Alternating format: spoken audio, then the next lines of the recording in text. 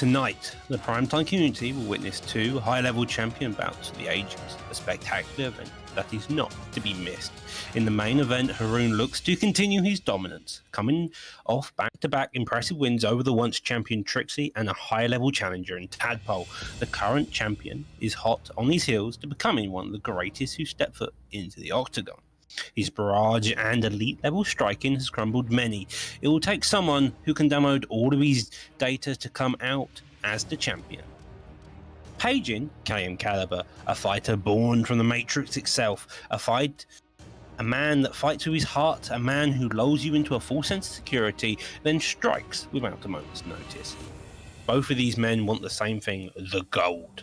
But at the end of the night, only one man can call himself the Xbox champion. In the co-main event of this evening, the PlayStation Championship's on the line. As Bang Bang looks to discard the current champion, his pressure-heavy striking is terrifying and knows no bounds. Bang Bang burst onto the scene and quickly let everyone know that he isn't here to take part, he is here to take over. Bang Bang will be the second man looking to take the belt away from Primetime's current champion. Bang Bang doesn't take a step back, he only knows one way to fight, move forward and put hands to faces. Enter the champion, Deaglefly, a man who has proved time and time again that he's worthy to be called a champion. Currently undefeated this season, he has shown his heart can prevail and has mixed out with his sniper-like striking. His co-main event will be one for the ages. Would it be Haroon's aggressiveness or KM Caliber's game of chess? Would it be Deaglefly's patience or Bang Bang's pressure? So, with all that being said, sit, watch, and admire as these four men will put it all on the line for one chance, one opportunity to be called the champion. Welcome to Primetime MMA. What is going good, everybody? It is Primetime MMA 48. I am your host, Cyrus the Looney. Appreciating the fantastic intro written by Reaper and spoken beautifully by Doctor, as always. Got me hyped for this night of fights ahead of us. We are going to be joined in the commentary booth here this evening by the one and only Mr. Humbledink, as always, kicking off these Saturday cards in style and making his debut this evening. Highly anticipated is Primetime Dime, also known as J-Dime MMA. How are you guys doing? Hope you guys are as excited as I am to get into this. I cannot wait for this one, Cyrus. It is Primetime 48. We do have two championship fights in front of us, and we've got an absolute treat because we've got Trixie versus Fadinator again. We've seen that so many times. It's a 3-round fight. It's headlining the main card of this evening before these two title fights, and we've got an exceptional commentator with us as well, a face of the community, one of my good friends, J-Dime. How you doing, my brother? I'm feeling really lovely. I appreciate y'all for having me here. It is a pleasure, brother. It is a pleasure. Like I said, highly anticipated, to say the least, just like many of these fights here this evening. As we said on the intro, you got Haroon up against Caliber, two kind of contrasting styles out here, Humble, that really kind of match up well, I feel, for this main event. Haroon has been on a tear, and Caliber is a man that's really been able to adjust to all of his opponents, and he believes that he's got the skills to do it once again here this evening, and that obviously carries through the entire night, top to bottom. Straight up killers on these Saturday events. Yeah, definitely. Got one of my teammates as well fighting on there. KIA Notorious. He's fighting Mohammed Makayev. This is going to be a fantastic fight to start that main card. You've just got killers all the way through, like you said. Reaper versus Ned. I like them Xbox players. I do like watching you guys, but I'm a PlayStation boy through and through, and Reaper versus Ned is a fantastic fight. Look at that fight on the prelims, J-Time. The main one of the main card, Sick War versus Ginger. Two guys you know very well because they come into your stream. So Sick War versus Ginger, what can you tell us about that? I've sparred Ginger recently too. Like, he just came to PlayStation, and Ginger has really good striking. I'm not gonna lie, he did beat me up the first time, but I had to get back. And Sick War, I watched Sick War stream. He's good people. I'm really looking forward to that fight. Yeah, it's a fantastic fight there, Cyrus. We've got a fantastic card. The prelims are going to be kicking us off. Tell us a bit more about what's going to be happening next, Cyrus. Well, of course, first up, we're going to be jumping into Cujo up against Luciano Mob. There are a couple of things that are a little bit different from maybe when you saw us last. So some rules have been announced. If you're not part of the Discord and actively competing, you may not already know, but going forward, there are only 4-star picks out here, J-Dime, in the prelim section of the cards. Only going to be 4-star picks. There is a slight kind of change up where the lower rated fighter, the lower ranked fighter, gets the first pick of fighter, and then the higher ranked fighter gets to ban one in each weight class. Adds a little bit of strategy into the mix and means that we're not going to see any more mirror matches either, which I'm sure will be music to many, many people's ears. That's an interesting concept right there. It really prevents people from picking the same fighter. So instead of Zabit versus Zabit, you get Zabit versus Giga Chikadze. And it makes for more interesting fights because honestly, I don't want to see Zabit versus Zabit. Exactly, bro.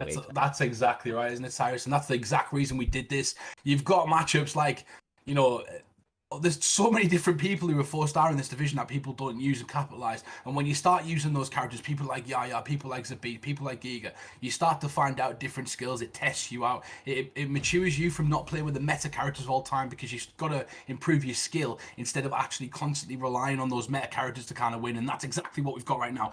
2 fantastic kickboxers against each other. Giga Chikadze versus Zabit, Magomed Sherapod. Every single time I'm going to get used to that. And the kicks on these two, though, the Taekwondo, you can say a bit about this, Cyrus. The Taekwondo, you know, it's going to be shown in this fight. Yeah, I mean, both guys have an amazing kind of kicking array ahead of them. They've got some great hands as well. Let's not be sleeping on that at all. Some good power, very, very fast. But I think one of the biggest defining factors in this one, Jay, could be the trip from Zabit, and the fact that he has a lot of kind of grappling to go alongside that. Of course, Giga's so dangerous on the feet. I wouldn't be surprised if we saw Luciano Mob maybe try to mix it up and kind of make this fight a little bit dirty on the pure striker.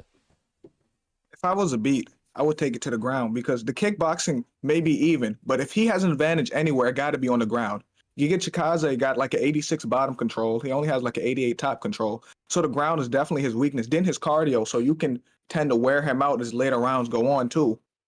Oh, homework time right there, doing his homework on these fighters. Beautiful work from J Time. I didn't even know that, but I can't wait to see these two match up. It looks like one of them is trying to get pushed out the dressing room at the moment, Cyrus.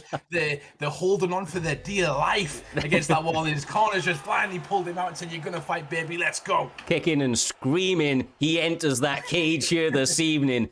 Maybe a little bit of nerves. Maybe he just got caught slacking a little bit, went to get himself a drink or something. But no, he has responded. They are going. I know the guys in the back were on them like you wouldn't believe. So yeah, look, ultimately, the fight is here. We're kicking off Primetime MMA 48. And once again, the Primetime guarantee has never failed to deliver. Once these fights get going out here, Jay, top to bottom, they're always bangers. They're always... Here we go. Trying to play the outside, I think obviously we're going to see a little bit more of this. You can't imagine that they're going to try and duke it out in the center, given the styles that they have. But opening up with a lot of hooks, which is a little surprising. A nice kick to the body there, though, Humble. Great kick to the body. Ooh. Ooh. Nice work right there. Just misses with the front kick to the face. And he goes for the takedown and gets caught again, Jay. He's on the outside, but push into the center. Ooh. Kick. That's... Hey, Luciano could start pulling them hooks. He's doubling up every hook he throws. Yeah, if he's able to recognize that nice and early, we could be seeing a nice sit down or early finish. A lot of head kick fakes mixing up with a couple of double hooks. He got to start adjusting to that hook. I mean, otherwise that damage is just going to continue to bleed through. I mean, he just tripled up on the body as well. A simple blocked uppercut, could completely change that fight and warn him off here, right, Jay? A simple pull counter can keep him honest. He has nothing to respect right now, so he's just going at him 100 miles per hour. There's nothing coming back to him. Nice work from now, though. Zabit, Luciano Mob keeping on the outside. He's just... I'm liking the work that Carujo's doing. And Carujo's a top player. It's crazy to start the fights off of Carujo was a top player last season. Did finish in the top 15. And he knocks his opponent down right there. Big shots to the body.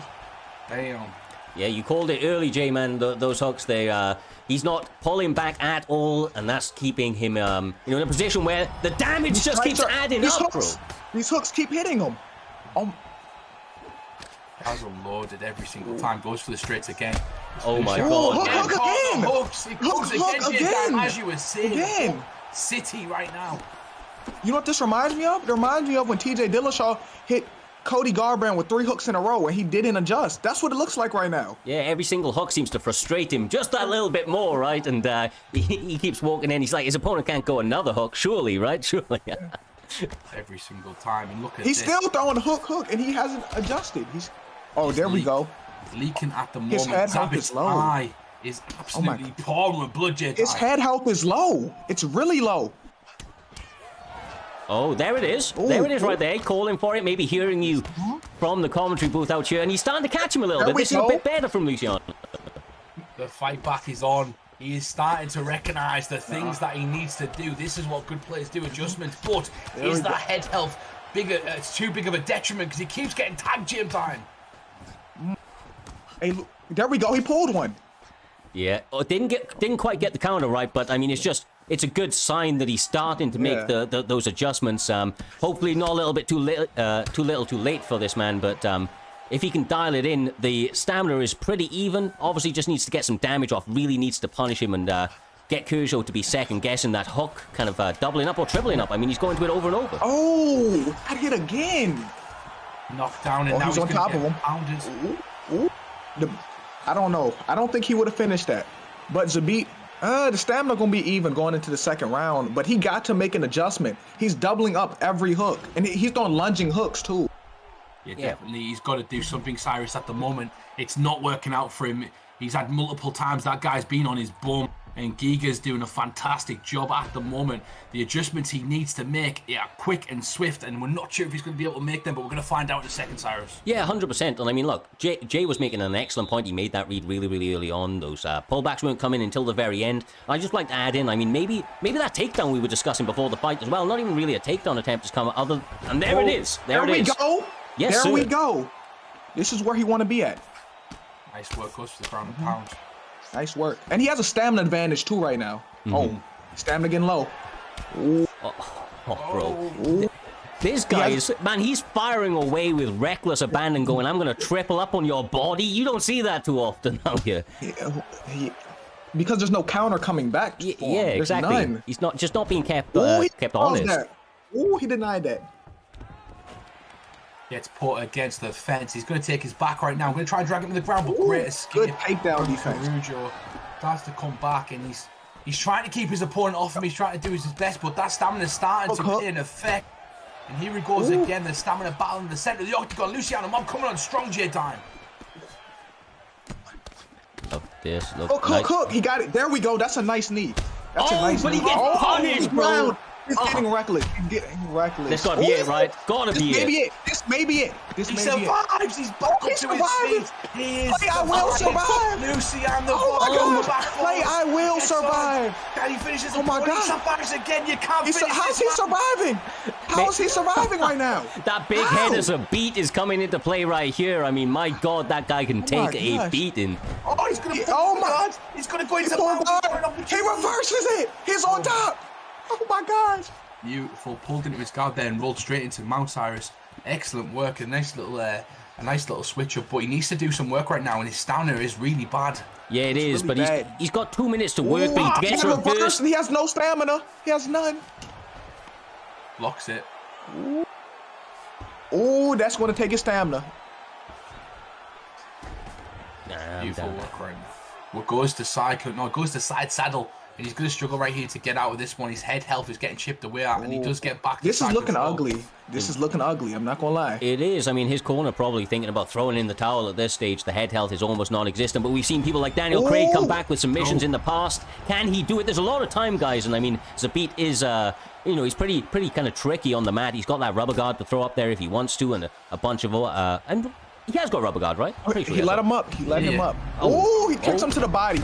It looks like it's close to the end. He will not survive. It is over. The ending insult to injury. It was already over. Break that up.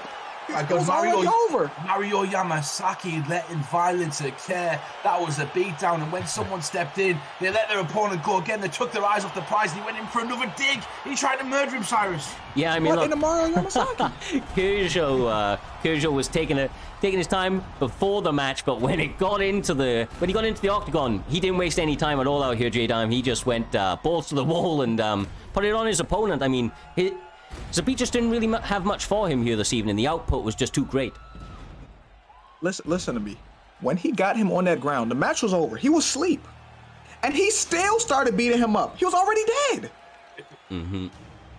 Yes, sir. Yes, sir.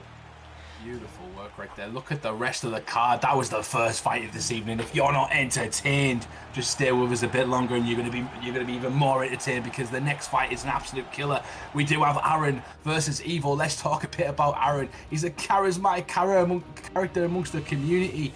Doctor always talks about him. You know, he's always in the chat, always talking to everybody, and he's got a lot of followers as well. But his main supporters are his family. They do watch him live. They're in the front room. His mum, his dad, his auntie, his uncle, they're all got him on the big telly, ready to fight against Evo, Cyrus. Yes, sir. And Aaron believes he's had the best coaches for a while now, and has the adjustments necessary to get his hand raised once again here this evening, I believe for the second time if he can. Obviously had a tough outing up against Mix-Ups, but up against Evo Panda, that's another, veteran within the scene. Jay, I don't know if you've come across him yourself. He fights both on PlayStation and Xbox. Quite a varied skill, likes to counter fight, and I think that may be what he's going to try and do up against what I'm seeing is a Robbie Lawler pick from Aaron here this evening. All right, so listen to me. You said Aaron got his family here. Yes, he sir. can't lose in front of family. That's like added pressure on him. His family watching him. Mm-hmm. His palms probably sweaty, so he probably got to take a deep breath before this match. Yeah, 100%. And I can't imagine my family watching me play UFC, but that he got that win a while back as well. Cyrus, when the guy's controller died, and he celebrated and stuff, but that was a win against the top player, and then the guy didn't play him the next time, and then the other fight as well, he got a big win recently, but took a loss in his last fight, I believe, and now he's got to come back in front of his family. He can't get murdered again. It can't happen. And Kevin Holland versus Robbie Lawler, what a treat of a fight. Yeah, and just on that point, look, he's 1-0 going into this one. I'm sure for somebody like Aaron, that's going to be very confidence building. When he's had a little bit of an interaction within the community, and he feels that he's made adjustments maybe since the last time they fought. But I will say that for him, that last fight that he lost was actually on very, very short notice. He stepped up and took that risk. Didn't go his way, but obviously here this evening, he looks to set the record straight and get back onto that winning track. Evo going knee elbows and just trying to make it dirty, Jake. Jeez. Nice work right there. The cheese is strong with this one. It's come out early, and I could tell there's some animosity in these strikes. Yeah, nice takedown defense. These two do not like each other, Jay. can They are tell. fighting like they hate each other at the moment. Yeah, He denies that. I'm not too sure what's going on there. I've never seen Evo come out with this sort of approach in the past, so maybe they've been talking some shit to each other in the back, but my God, it's going to make for an interesting bout. As a result, going to try and take Aaron out of his comfort zone, which it doesn't seem to be having that effect so far. Humble, Aaron seems to be pretty calm. It's definitely a good strategy, especially since Aaron's been training with Fadinator and Oh, the other guy. whoa, good pull. What a pull counter right there. Catches him with the uppercut. His family are up on their knees. They're about to jump for joy. Mom is jumping for joy right now. Mom is for sure jumping. Yes, sir. Yes, sir. And I mean, look, Aaron, once again, staying composed when he didn't get the finish, looks, waits, and then lands, now pouring it on. Aaron's uncle has got the cheesecake out ready for celebration as he starts to pour it on Panda J time. He denies another takedown. He denies another one. It is. Fantastic pace over the opening 2 or so minutes of this fight. Unfortunately, they have got it as a 5-round fight, my guys, so it may be the case that Aaron is trying to get this fight done very, very quickly. Doesn't want to go past the Schedule 3. And we're not evil. We try and let these guys fight for 3 rounds. Let's see if they can get a winner. It's a countdown, though, J-Time. If they don't finish that fight at the end, who knows what we'll do? I don't know. Aaron look good right now. I think his mom watching him, giving him a +10 to all his attributes. He got some extra confidence right now. She's got the 10+ boards out, Cyrus. He got a pep in his step. Yeah. He's applied that consumable, and he is out here honestly performing better than we've ever seen him, but he does eat the lead hook. Needs to not get overconfident, Humble, because once again, Evo's looking to make it dirty. He will throw those knees, he will throw those elbows, the deeps to the face. Deep. The one thing I can notice about Aaron in his fights as well is the longer the fight goes, the more he doubts himself sometimes. He lets his opponents back into the fight, and he starts off at a ferocious pace, which Panda probably wasn't expecting. And Aaron is now leading the dance, but can he continue to lead that dance? Can he continue to keep up this rhythm, Jay? Right now, Aaron has a stamina advantage to help him too. So if Aaron lands a few more body shots, like I said, he punched him to the body. He can drain his stamina even more. Them body shots are going to take a toll. If he gets to the second round, he's going to have a stamina advantage. Oh, he gets him. Drops him on the That's buzzer. perfect. Yeah. That's perfect. That's perfect. I mean, confidence building to say the least, right? You end the round like that, Jay, you're just going to be feeling on top of the world. Once again, though, got to be careful not to get overconfident, right? Not to allow that lead to get away from you. Keep your foot on his neck. Keep your foot on the gas pedal. You cannot let up. So in this game, yeah, one strike can change it all. This is a game of runs. Momentum is a hell of a drug. If what you call it get one drop, if Evo get one drop, this could change the whole fight. 100%. Definitely. It could change the whole fight, Cyrus. And, you know, the ability's there. But I feel like the one who's kind of come out with a different approach to this one is Evo Panda. Like, he's come out differently. The animosity might have got to him. The nerves might have been there from all the trash talk that Aaron does. Yeah, definitely. It could have been, that mental warfare could have been very, very heavy going into it. I didn't see any, but you never know, bro. You never know. Sometimes they get it in just before the fights, but this is a little bit more like Evo, trying to use a little bit more side steps, but he's getting eaten alive out here, J-Dime. I mean, Aaron's precision with those punches, his shot selection seem to be doing more than they're not, so to speak. He's landing a much higher percentage than he's missing. Aaron got to keep investing to the body. You see he keep moving? The body don't move. The body will not move. He got to keep investing to the body because he has that stamina advantage right now. Definitely. And on the other hand, oh, he's got to catch him with a counter, and that's exactly what he didn't do right now. And Aaron's going to get a chance to finish it in front of his family. The Mexican wave is going. And Cyrus, he goes for it. Oh, he's gone for a submission. How is his defense? This is not an area we've seen him tested in the past. Evo has got submissions on his resume, but decides to bail on that one, J-Dime, maybe just trying to get a little bit of a read on his opponent. Yeah, sometimes it's just good to throw out the submission, just the threat of the submission. He needs a threat of something, because right now, Aaron has all the momentum in the world, with his mom watching him too. His mom probably screaming right now, screaming happy for her son. She is screaming at the top of her lungs. Not just them, they've got their full family around. The uncles are there, their nieces are there. They've walked the babies up to come out for this one. Every single person in the Aaron's family is in his household, holding hands, praying for a win right now, Cyrus. Yes, sir. Becoming a little bit of a local celebrity in his parts due to the performance he continues to put on, but that knee to the body, bro, even though it's got to be a little frustrating, it's got to be, even though he's winning, and I think that's why he's walking onto these shots out here. Sign up again. He's going for it, Robbie Lawler. He should set this up. He can set this up right now. He can cut the ring off and set this up. There we go. And that's it. That's it. The one and done. It is over. In front of his mom. He did not let the family down. In front of the mom, the dad, the uncle, brothers, sisters. He got the dub. Like, it would have sucked to lose in front of your people. It would. Yeah. But he did not let them down. Nice win. Definitely, indeed. This young prodigy, Cyrus, he is done his family proud. And they had the family round, but maybe there's a street viewing party for the next fight for him. Maybe the full street's coming out and we're going to get out the maracas, because everybody is going to be celebrating in his local town right now, Cyrus. Yeah, I mean, look, this kid said that he's going to continue to work hard with the coaches that he has assembled. He has not joined a camp outside of, his original training plan, and then met, obviously, a bunch of the boys over at FSK since he's joined those, and obviously working with a few of the guys within there, like Comp and Fad and the like. He has really, really kind of stepped up his game as a whole.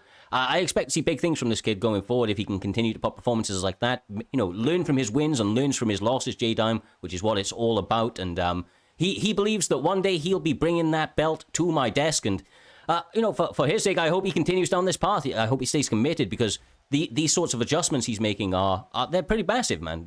From fight to fight, you see a different person. It looks promising. I'm not going to lie. After this performance, this is the first time I've seen him fight, but it looks really promising. And I'm going to look forward to watching his next few fights as well. Definitely, indeed. But next few fights is what we're going to be moving on to, because even though Aaron got that win, we've got a big card in front of us, and Cyrus will be able to, run this off in a second. We've got Spartan War versus Mma. This one is one I can talk about. Spartan War out of the War camp, been a fantastic player for a long time now. He's been in Division 20 in the ESFL, and he's just one of them players that's always been around the top of every division I've seen him in every single league. The next player, Mma, He's had a bit of controversy in the divisions, in the actual grinding divisions that you got in Division 20. He's got a bit of a figure on him, so it'd be interesting to see how Spartan deals with that one. The bad boy of PlayStation versus the legend, the veteran Spartan War Jedi. Listen, I've never seen none of them fight, but I'm looking forward to this. Like, I gotta see now. Now you talked a good game, Humble, and I believe it's gonna be a great fight. That's exactly what we do over here at Primetime. We talk a good game, and look at this. We're going to get a CM Punk versus Masquerade. Maybe we're not. Maybe with a trolling. Is that the GOAT? Can you imagine? The GOAT CM Punk? Is that the GOAT? The GOAT, the man, the myth, the legend, CM Punk? Is he getting him? He's come back from AEW from his title run with Maxwell Jacob Freeman. He's fighting. I can't believe we're seeing this. Askren, and they're going for it right now. What a little bit of an exhibition match going. This is so, Cyrus. We were talking about this, if it's going to benefit these different rules and changes we've made, and already we've had such a variety of different fighters. Now we've got CM Punk versus Funky Ben Askren in the Octagon in Primetime MMA. Oh, bro, this is one for the history books for sure. You don't often see this matchup. A lot of respect being shown. Like I said, from what I hear, two very, very high-level players. I've never seen Mma actually fight in the past. Of course, I have seen Spartan_War. Guy is a savage and very, very confident in his skills. But from the looks of things and the sounds of things, Mula's going to be a bit of a trouble for the PlayStation side out here, Humble, since you were mentioning... well, he seems to be... Is he a grappler? Is he a striker? Does he do everything, brother? What can you tell us about this guy? He's a fantastic striker, but at the same time, them type of people are incredibly good when the going gets tough and they know how to edge out a win. They will get dirty. They will get grip. They will get, in your face, use the clinch, knee you, elbow you, and they'll make it nasty, and that's what he does really, really well. He fights dirty when he needs to fight dirty, Jedi. I'm really interested to see how he uses CM Punk, because CM Punk is the GOAT. That's the best in the world. I don't care what none of y'all say. CM Punk is the man, the myth, the legend. But the only problem is his cardio is 84. Oh, really? He has a cardio advantage, but he has an 84 stamina. Ooh. So let's see how that holds up these 3 rounds. I mean, that's an interesting point, man. I'm not like massive on the stats. I'm not the stats guy, right? But little bits of information like that, Dime, are they're vital, bro. They give us little bits of insights on potentially things that can plan out. I did not know that CM Punk had a teep kick, which that's pretty interesting. I mean, I think that could be a bit of a tool advantage over somebody like Ben Askren. He's got a tornado kick as well. No, I'm joking. He doesn't. But No, he doesn't. He said a tornado? It would be incredible. But that bulldog choke is something to behold as well. You got to watch out for Askren. Spartan Moore needs to mix it up. He's trying to wrestle. He's trying to strike with Ben Askren, and we all know how that played out against Jake Paul, J-Dime. Against Jake, the problem child, Paul. You seen how that played out? Little bits of feints on the inside. 1-2 lands for Spartan War. It's a very closely contested bout so far, guys. I mean, I think they're both landing at pretty evenly back and forth. Maybe slight advantage to Mma just in terms of the damage, but I could be wrong. It's very, very tough to say at this point. Definitely is, especially in the Pillar Punch Championship with these two men with nothing but, feathers in their hands, Jedi. Ben Askren got a legendary spinning back fist, so I don't know why you're saying feathers. He has a legendary spinning back fist. But honestly, he need to take to the ground. He's striking for too long right now. Ben need to put this fight on the ground. We learned the last time he stood up and struck. We learned.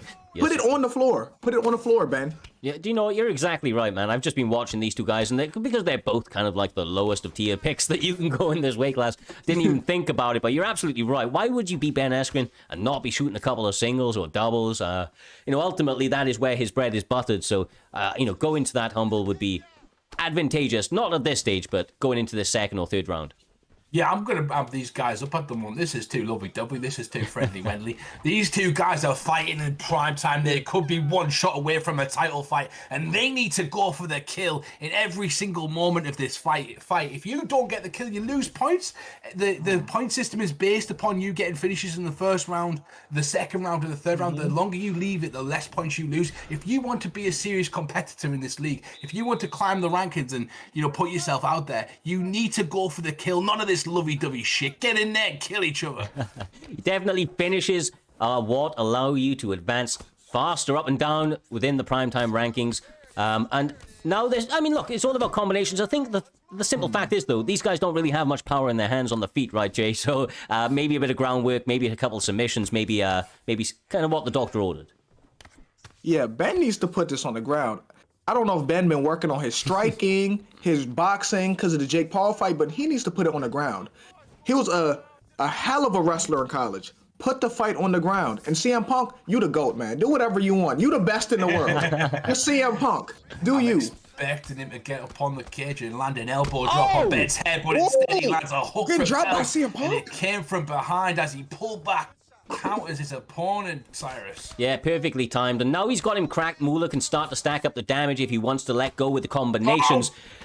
Got to be careful with the preemptive head movement, though. You've got to be reading your opponent. Otherwise, they're going to catch you with some weird shit that they can throw out there, right? Like a random hook is going to catch you pretty nastily. But there's the counter. CM Punk and Moolah are fighting like Conor McGregor at the moment. He's kicking the dropped him again. He comes with an uppercut right there, and he's on his back right now, J-Time. That's the best in the world. I told you, CM Punk been working, man. Y'all thought after he lost to Mickey Gall and Mike Jackson, y'all thought he was done? He's been working. He's been in the lab, and you can see his boxing improving. He's boxed. Oh my gosh, never mind. Never mind. Ben Askren. That the commentary curse. Oh, this comes into play. Legendary spinning back fist about to come. I forgot about the commentary curse. It comes back with abundance and bites Jay right in his words right there. As CM Punk gets clobbered with a fist from hell. It opened like an open arm slap there, though. Didn't look like he threw the punch properly, Cyrus, but it is Ben Askren after all. Yeah, and look, ultimately, what Jay was saying was right. He was getting poured onto right there in terms of the combos being thrown from Moolah, but it looks like now Ben Askren's got him cracked in return. The damage is starting to mount up pretty nicely for him as well, so it could be either way, to be honest with you. Does Askren have an overhand? Because I don't think... Well, one of them doesn't have an overhand, right? They don't both over... am I right? One of them's missing an overhand? CM Punk does not have an overhand. CM Punk has a hook, not an overhand. Right, I thought so.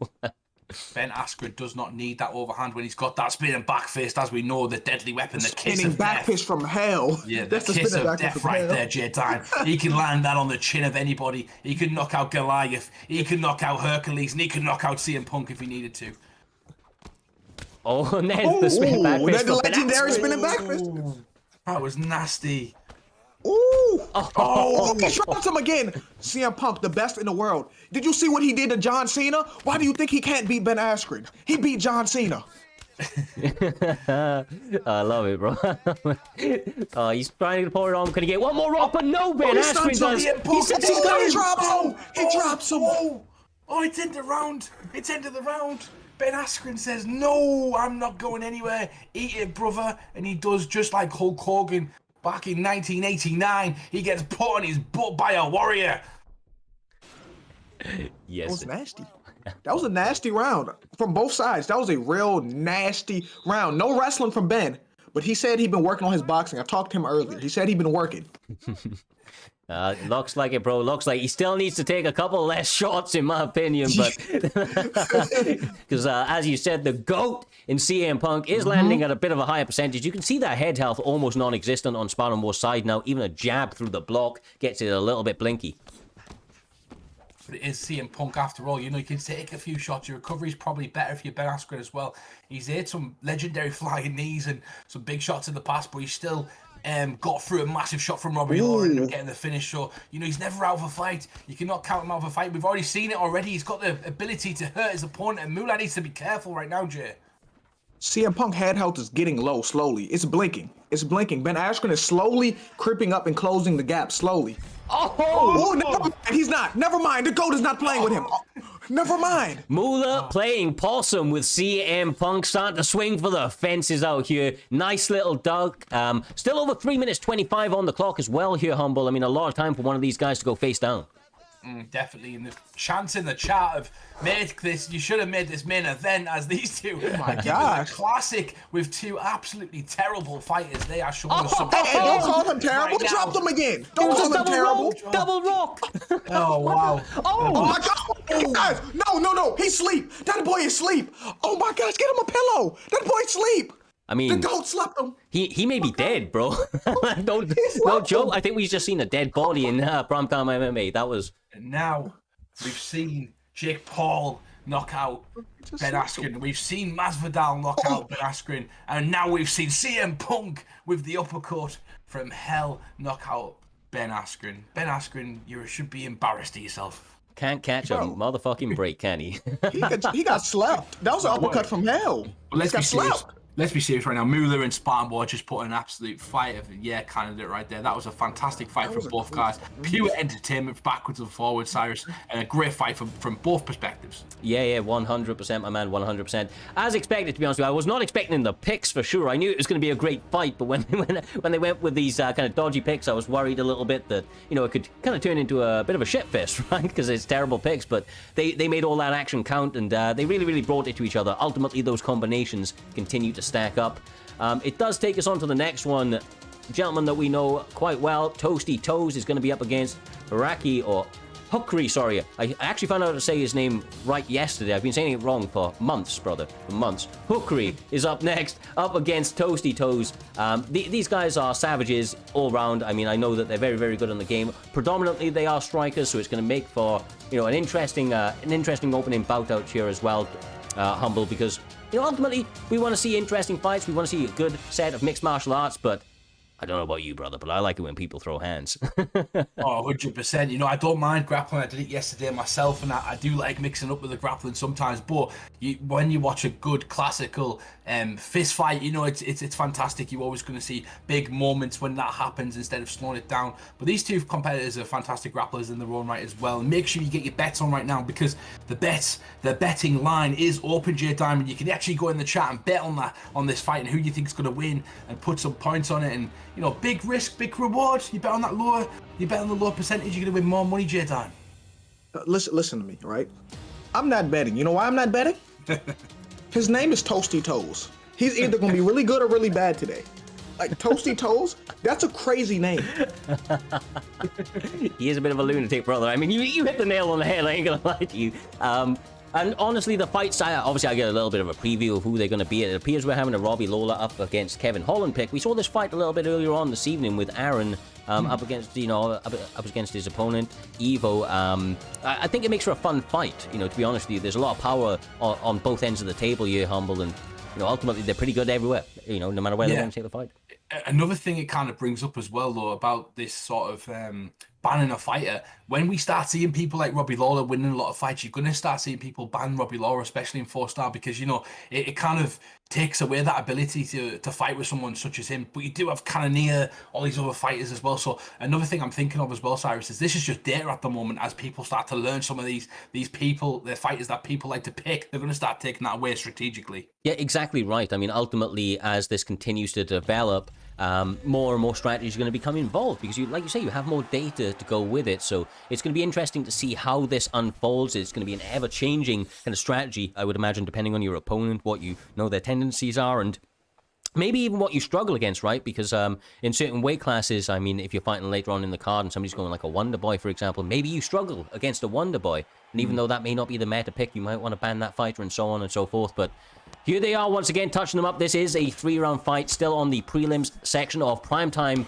MMA 48. I imagine no feeling out process required here, Jay, as they start to swing very, very early, bro. Overhand. Spinning heel kick? There's no fill out process. This is straight war. Off the break, he's stunned. He's already stunned. Oh, head kick.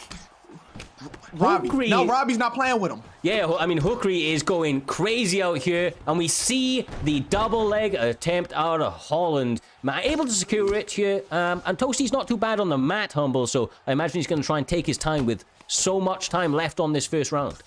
Yeah, definitely. And Kevin Holland is a legitimate black belt as well. Let's not forget about that. He has got some good wins off his back. Really, with striking off his back. And you can't let him do... I know, it's crazy. You can't let him hit you with them long arms on his ground and pound because of his length, because of his reach. That's the awkward thing about him, Jay.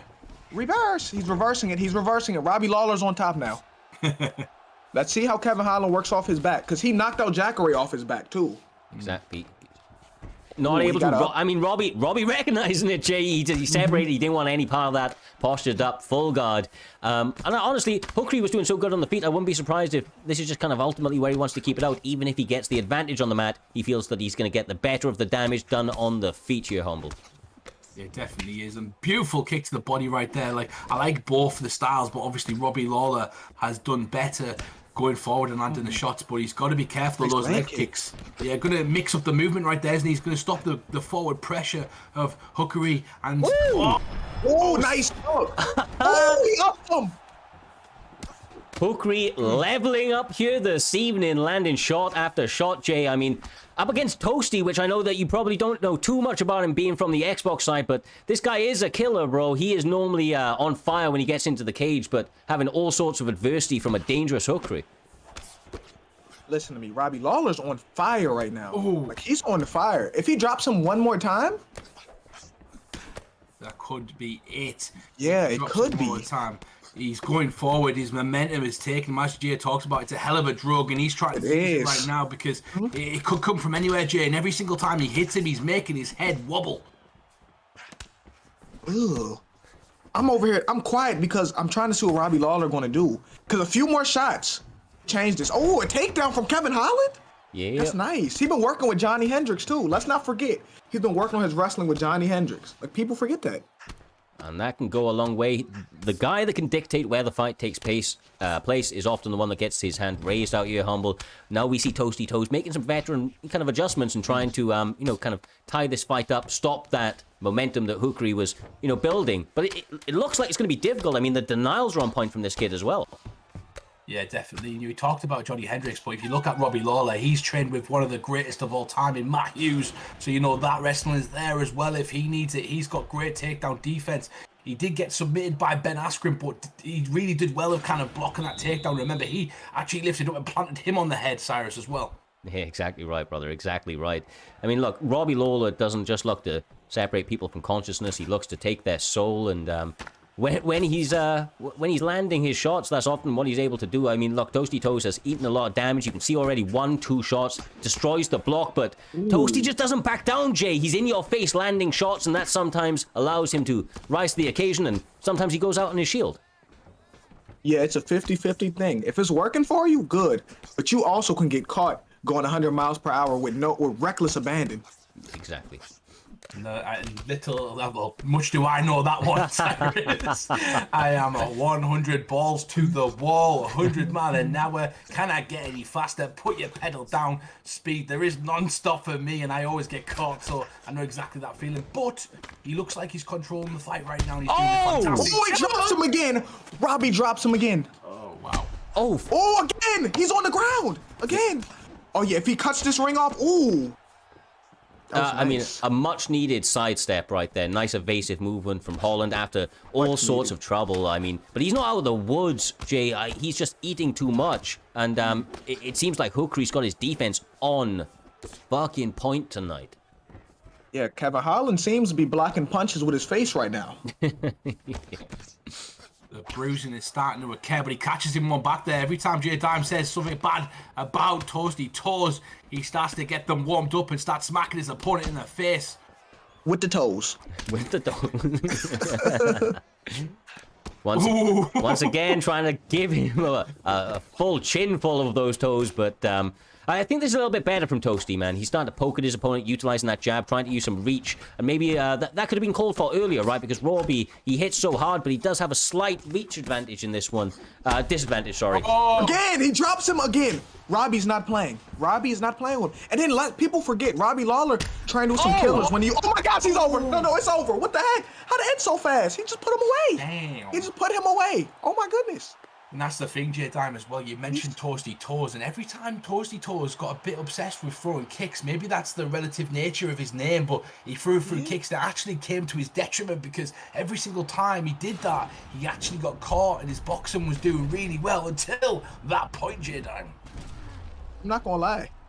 Robbie Lawler just put him out of commission. He just put that boy out. Beautiful performance. It's got me thinking, Cyrus, does he need to change his name to Toasty Gloves? Because end of the day, if he starts using them hands a bit more instead of the legs, he might not have got caught in that fight. Yeah, exactly right. And look, I just want to say, though, Hookery, I've never seen him look that good. I mean, he looked phenomenal this evening. Defense was on point. His offense looked nice and crispy out here as well, J-Dime. And I think that with Aaron, and funnily enough, he's a very close friend of Aaron's. If he continues to make these sorts of adjustments, I think that he could become a bit of a problem for anybody. You think him and Aaron will fight in the future? Do you think that's a matchup in the future? I mean, everybody fights everybody here, my man. So maybe if they continue on this trajectory, they will eventually end up meeting up. Obviously, these fights against friends and so on, sometimes they can be a bit of a pain, but ultimately, you've got to do what you've got to do to get that gold wrapped around your waist. Just very quickly, we're going to jump into the... Oh, sorry, I went on through the wrong one. I thought that it was Kryptonite King was up against Totitos. They were going in for a bit of sparring after their fight. I thought that it was the next one loading in, so I skipped ahead. Humble. Absolutely love the pro strats on the side of myself. Yeah, 100%. And look at the fight we have next, as you mentioned, Salvador versus Slick SOG. This is going to be an absolute beast of a fight. Salvador going 3-1 last season. He was in the top 15, couldn't make it to the Grand Prix, but he had a hellacious season. He did incredibly well. He's very good at mixing it up, taking his opponents down and doing what's necessary, Jay. Sometimes people, they come out here and they want to entertain people, and to their detriment, they run into someone like Salvador and he takes them down and shows them what's up, essentially. Because listen, entertaining's one thing, but winning has to be first. Some people just want to win. They don't care about entertaining. They'll put you on the mat and make you tap. They don't care about entertaining. Sometimes people put the entertainment value over winning. Winning has to be first, then entertainment. And this betting lines are still open for 18 seconds. It looks like Salvador's at the betting favourite with 84% of people, 60,000 channel points bet on him at the moment with Slick SOG with a 60% with 3.1.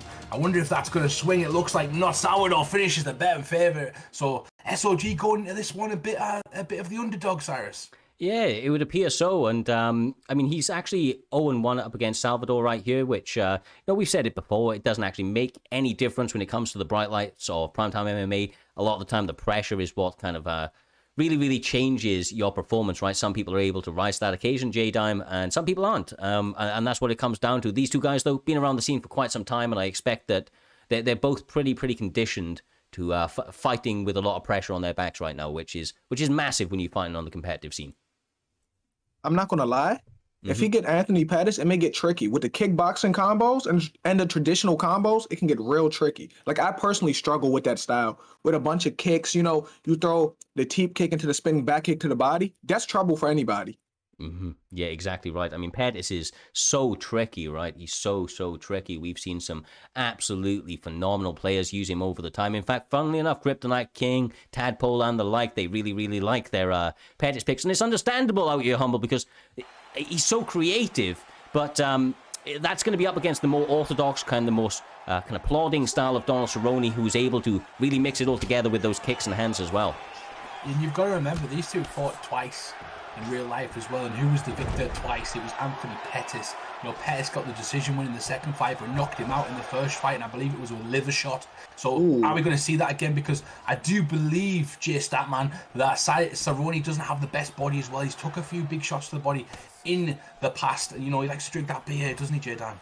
He does. That's cowboy. He like to live his life at the edge, and he does have a weak body. So if I was Anthony Pettis, I would mix in some body kicks, mix in some switch kicks to the body. Yeah, and he does it as you call for it. And I have to say, though, one of the things that historically in real life for Donald Cerrone is he is a slow starter, but Salvador not wasting any... Oh, not wasting any... Sorry, not Salvador, sorry. Slick OG not wasting any time here this evening, Humble. Really getting to work with Cerrone in the opening couple of minutes and doing a good job of getting out of the way of the damage that's being returned from Pettis as well. Nice tie clinch there, though. He's doing a fantastic job of mixing it up. I like the style so far from Salvador. Seems to... You can tell the movement of Salvador. He's not rushing, and he's not like... He's putting himself into position. He plants his feet, and then he decides when he wants to throw. He times his opponent coming in. He's not moving erratically, trying to get away from his opponent, trying to land a lucky strike. He is putting the cage off and walking his opponent down right now, Jay Dime. Yeah, he's doing a pretty good job cutting the cage. I'm not gonna lie to you. And every time y'all say real life, I think Slick and Salvador fought in real life. I'm like, when did they fight? Yeah, not quite, brother, not quite. But these guys are absolutely throwing down right now. Those knees to the body are being mixed in every now and again. It's gonna, having a bit of an impact on the cardio. But look, Cerrone's nice on fire. leg kick. thud and leg kick right there, like a tree, chopping the base down of his opponent, trying to go to work, and big shot comes off the hook right there. And we've got to remember as well, Salvador is Anthony Pettis, SOG is Cerrone because they switched around, but beautiful work with the switch kick right there. Oh my goodness. Oh my god. That leg kick. Oh, them kicks. Donald Cerrone's looking good. I'm not gonna lie to you. Yeah, SOG. Pretty good. Oh, I mean, for a guy that normally starts slow, he is absolutely sprinting out of the gates. He's looking really good. And the Donald Cerrone's underdog pressuring him. He's the one getting beat up, J-Time. I'm not gonna lie. The last time Anthony Pettis was against the cage getting beat like that was when Max Holloway beat him. Like, right now, Donald's not taking a back step. He is not taking a back step. So Pettis is definitely struggling, even more so. Salvador is definitely struggling. The betting favourite, the 86% of votes were on Salvador. People thought he was going to win this fight. There's people still backing him, and at the moment, it's only the first round, Cyrus. But is it too far gone to say, you know, the adjustments out the window essentially? I mean, obviously we can't see Slick OG, so right where he's at, but you've got to imagine that this is an uphill battle. That's a great head kick. Oh my goodness. It's like ice skating uphill for Pettis right here, Jay. He is at the bottom of that hill. There is a mountain to climb, and his opponent is at the top, just peppering him with shots, not letting him get close. This is a difficult old time for, you know, a veteran of the game. Did you see how far he just went off that head kick? He landed on a body armor sign. That's where he landed. And it's a case at the moment of Salvador he's second every time, right? Every single time Slick SOG goes to fight him, he's first. He takes the center of the octagon, he cuts the cage off, and he's doing a fantastic job of putting him in a position to go first. Salvador needs to come out and he needs to get something, J-Time, but I don't know what it is. Ooh. He needs something. Like we always say, momentum's a hell of a drug. He needs a stun. I'm not gonna lie, he needs one stun. It can change the match. But right now, Donald Cerrone looks like he's on top. And then, there we go. He stuns him again. He's on the cage. He's on the cage. Yeah, that left leg is mincemeat. The head is not far behind. We're seeing Salvador trying his best to stay composed, but my God, Slick OG turning up and turning out this evening, Humble. Really putting it on his opponent.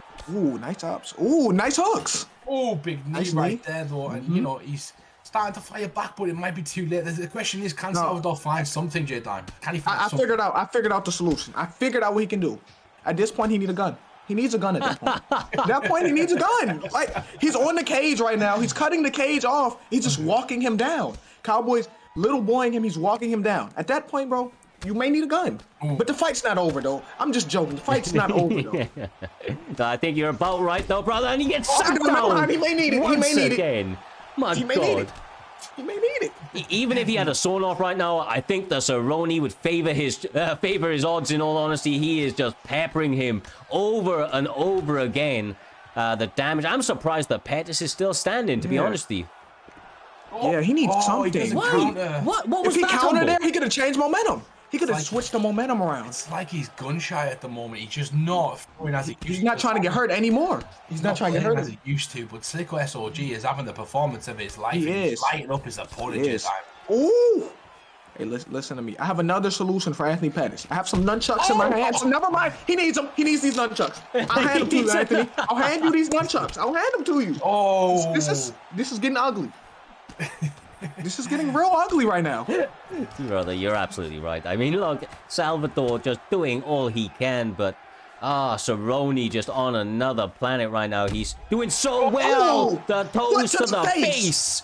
Oh my God, he goes for the kick and he gets it checked right now. Oh, he nearly lands that bullet from the gun.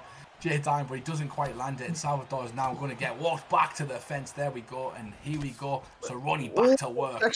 Something tells me it's not over, though. Something tells me Anthony can change this around. It's not completely over. Body stun. Yeah, I mean, is his stamina gone, or is it just the leg health event showing Slick OG's kind of flash in the top left right there? Or yeah, top left, sorry. It was the leg health. It was the leg health. Right. Okay, bet. He is he's still in the driver's seat. Has to be a little bit more careful of throwing those leg kicks, and that may allow Salvador a little bit more of an opportunity to get himself back into this fight. He just needs to pull the trigger. I would go on top of him and try to finish it with 20 seconds. I'm not gonna lie, I would have went on top of him.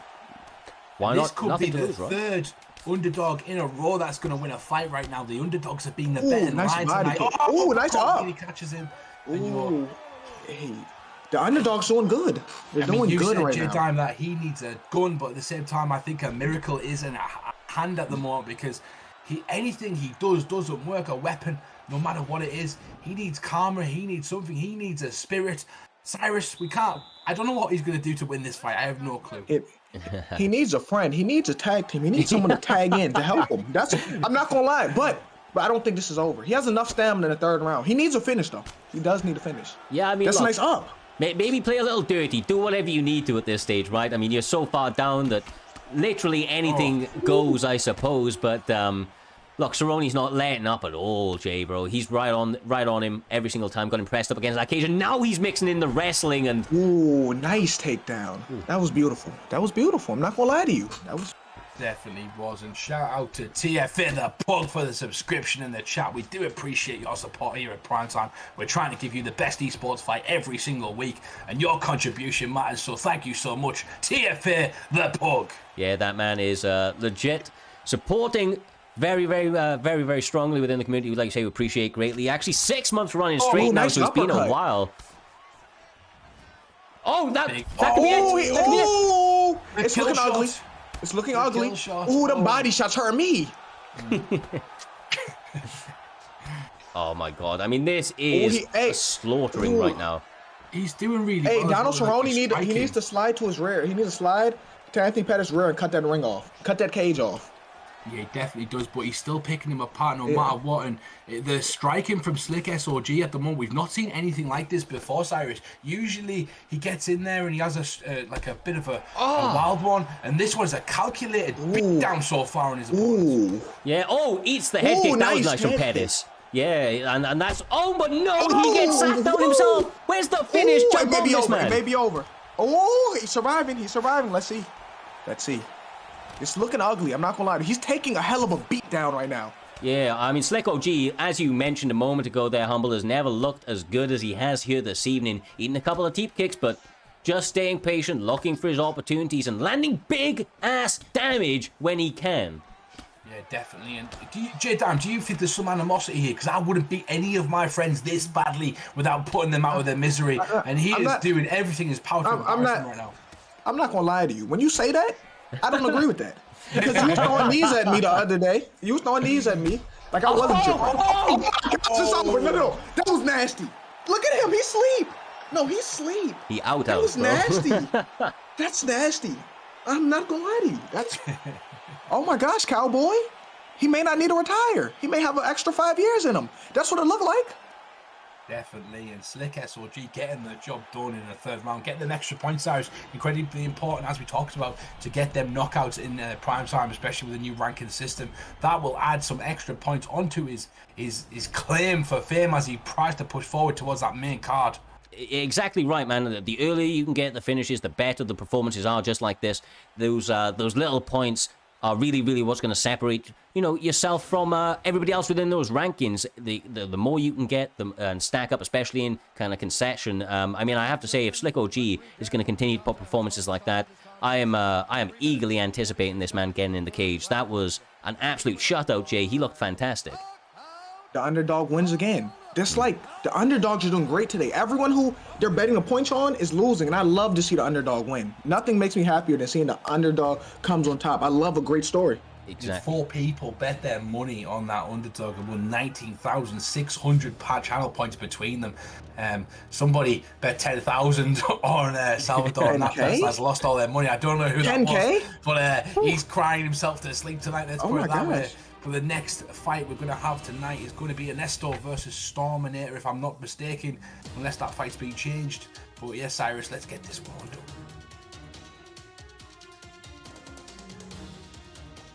We might be having some technical difficulties here with the truck with Ernesto, because I'm not sure what's going on, but they seem to be cutting their final pounds as well. Maybe they're shy and hanging up the door for him as well, J-Dime. I'm not gonna lie to you. They're gonna have to hurry up. They're gonna have to hurry up. We don't have all day, so they're gonna have to hurry up a little bit. Because Toasty Toes didn't make me wait. His name Toasty Toes, and he didn't even make me wait. So we all want to see these fights. We all want to see it.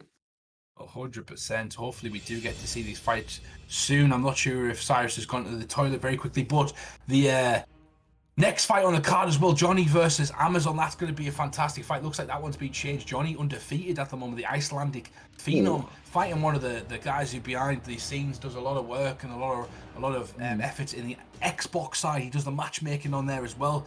J-Time in Amazon, he stepped up in short notice, and you know when you step up in short notice, the nerves are there usually. I don't know if you know that, but it's hard to fight somebody like a 2-0 veteran in Johnny at the moment.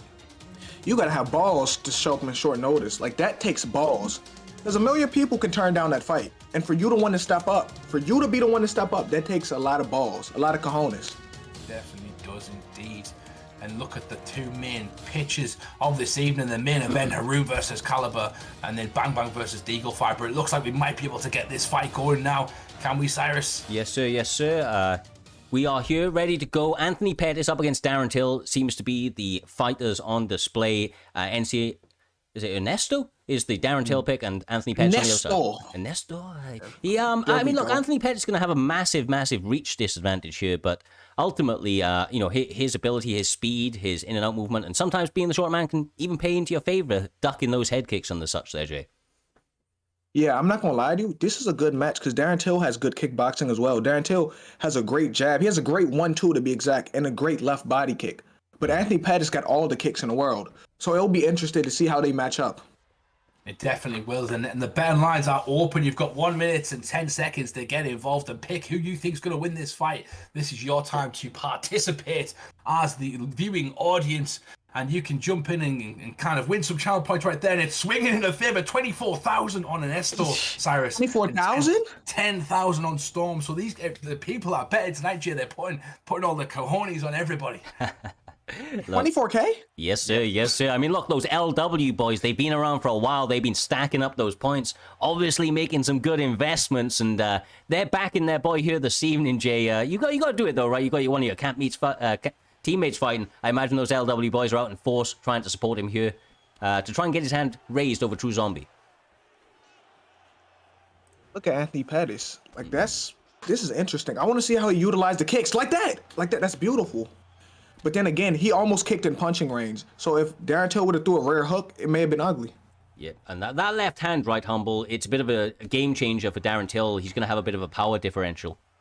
Yeah, definitely. But one of the things about Darren Till in real life is he always does incredibly well in the early of the rounds and usually rocks and hurts his opponent, but then they come back to beat him and bite him in the arse. So it's kind of him getting over himself and beat, because if he can have performances where he can hurt his opponent, it's about keeping that momentum, making those reads and kind of adapting as well, and that's something he needs to learn, and Anthony Pettis is putting it on him right now, Cyrus. Yeah, he really is, and that front kick, the interceptions, the jab is very, very nice. Doing a good job of getting out of range as well over here, Dime. You know, obviously just being in and out, being elusive, and that's what you want to be when you're Anthony Pettis. You want to get in, land some slick shit, and get the hell out of town. Yes, sir. And I can't help but notice the size difference. They don't look like they're in the same weight class. Darren Till looks like he's around 185, and Anthony Pettis look 145. That's what it looks like right now. That's an incredible point as well, because I didn't even think about it. You've got Anthony Pettis, who's competed as low as featherweight, and then Darren Till, who's a natural middleweight, essentially. So these two are definitely not the same size, but Anthony Pettis has got a dexterity in kicks, and this is a video game, so even though that matters, it also doesn't, because it's who uses that character better, and so far, I'm liking what I'm seeing from True Zombie. Yeah, he's doing good, but there's the spin kick, and now Darren Till landing, Jay, square on that chin of Anthony Pettis. That's beautiful, and I'm not gonna lie to you. Stun him one more time. He's gonna start. Oh, never mind. Nice spinning back kick to the body. He needed that. He can use that as a jab to push him off. But his stamina, he gotta watch that stamina. Pettis has to watch that. Oh, he does, and you can see right now he's very confident, but at the same time, Ernesto had 71% of the betting line go on him, as for Stormfruit had 29%. So people betting on the Pettis character, and you know, another underdog. The underdogs have been winning tonight, Cyrus. So if another underdog wins, this is going to be a crazy night of underdog winning already. Ooh, nice Could you imagine, brother? Could you imagine? I mean, look, sometimes there's trends that just tend to unfold themselves as you go through a card, and like you say, the underdogs do seem to be it, but it's not over yet, brother. 45 seconds in this first round. Big spin kick lands for True Zombie once again, but yeah, it's just back and forth, right, Jay? There, neither guy really allowing the other to get any massive sort of momentum going.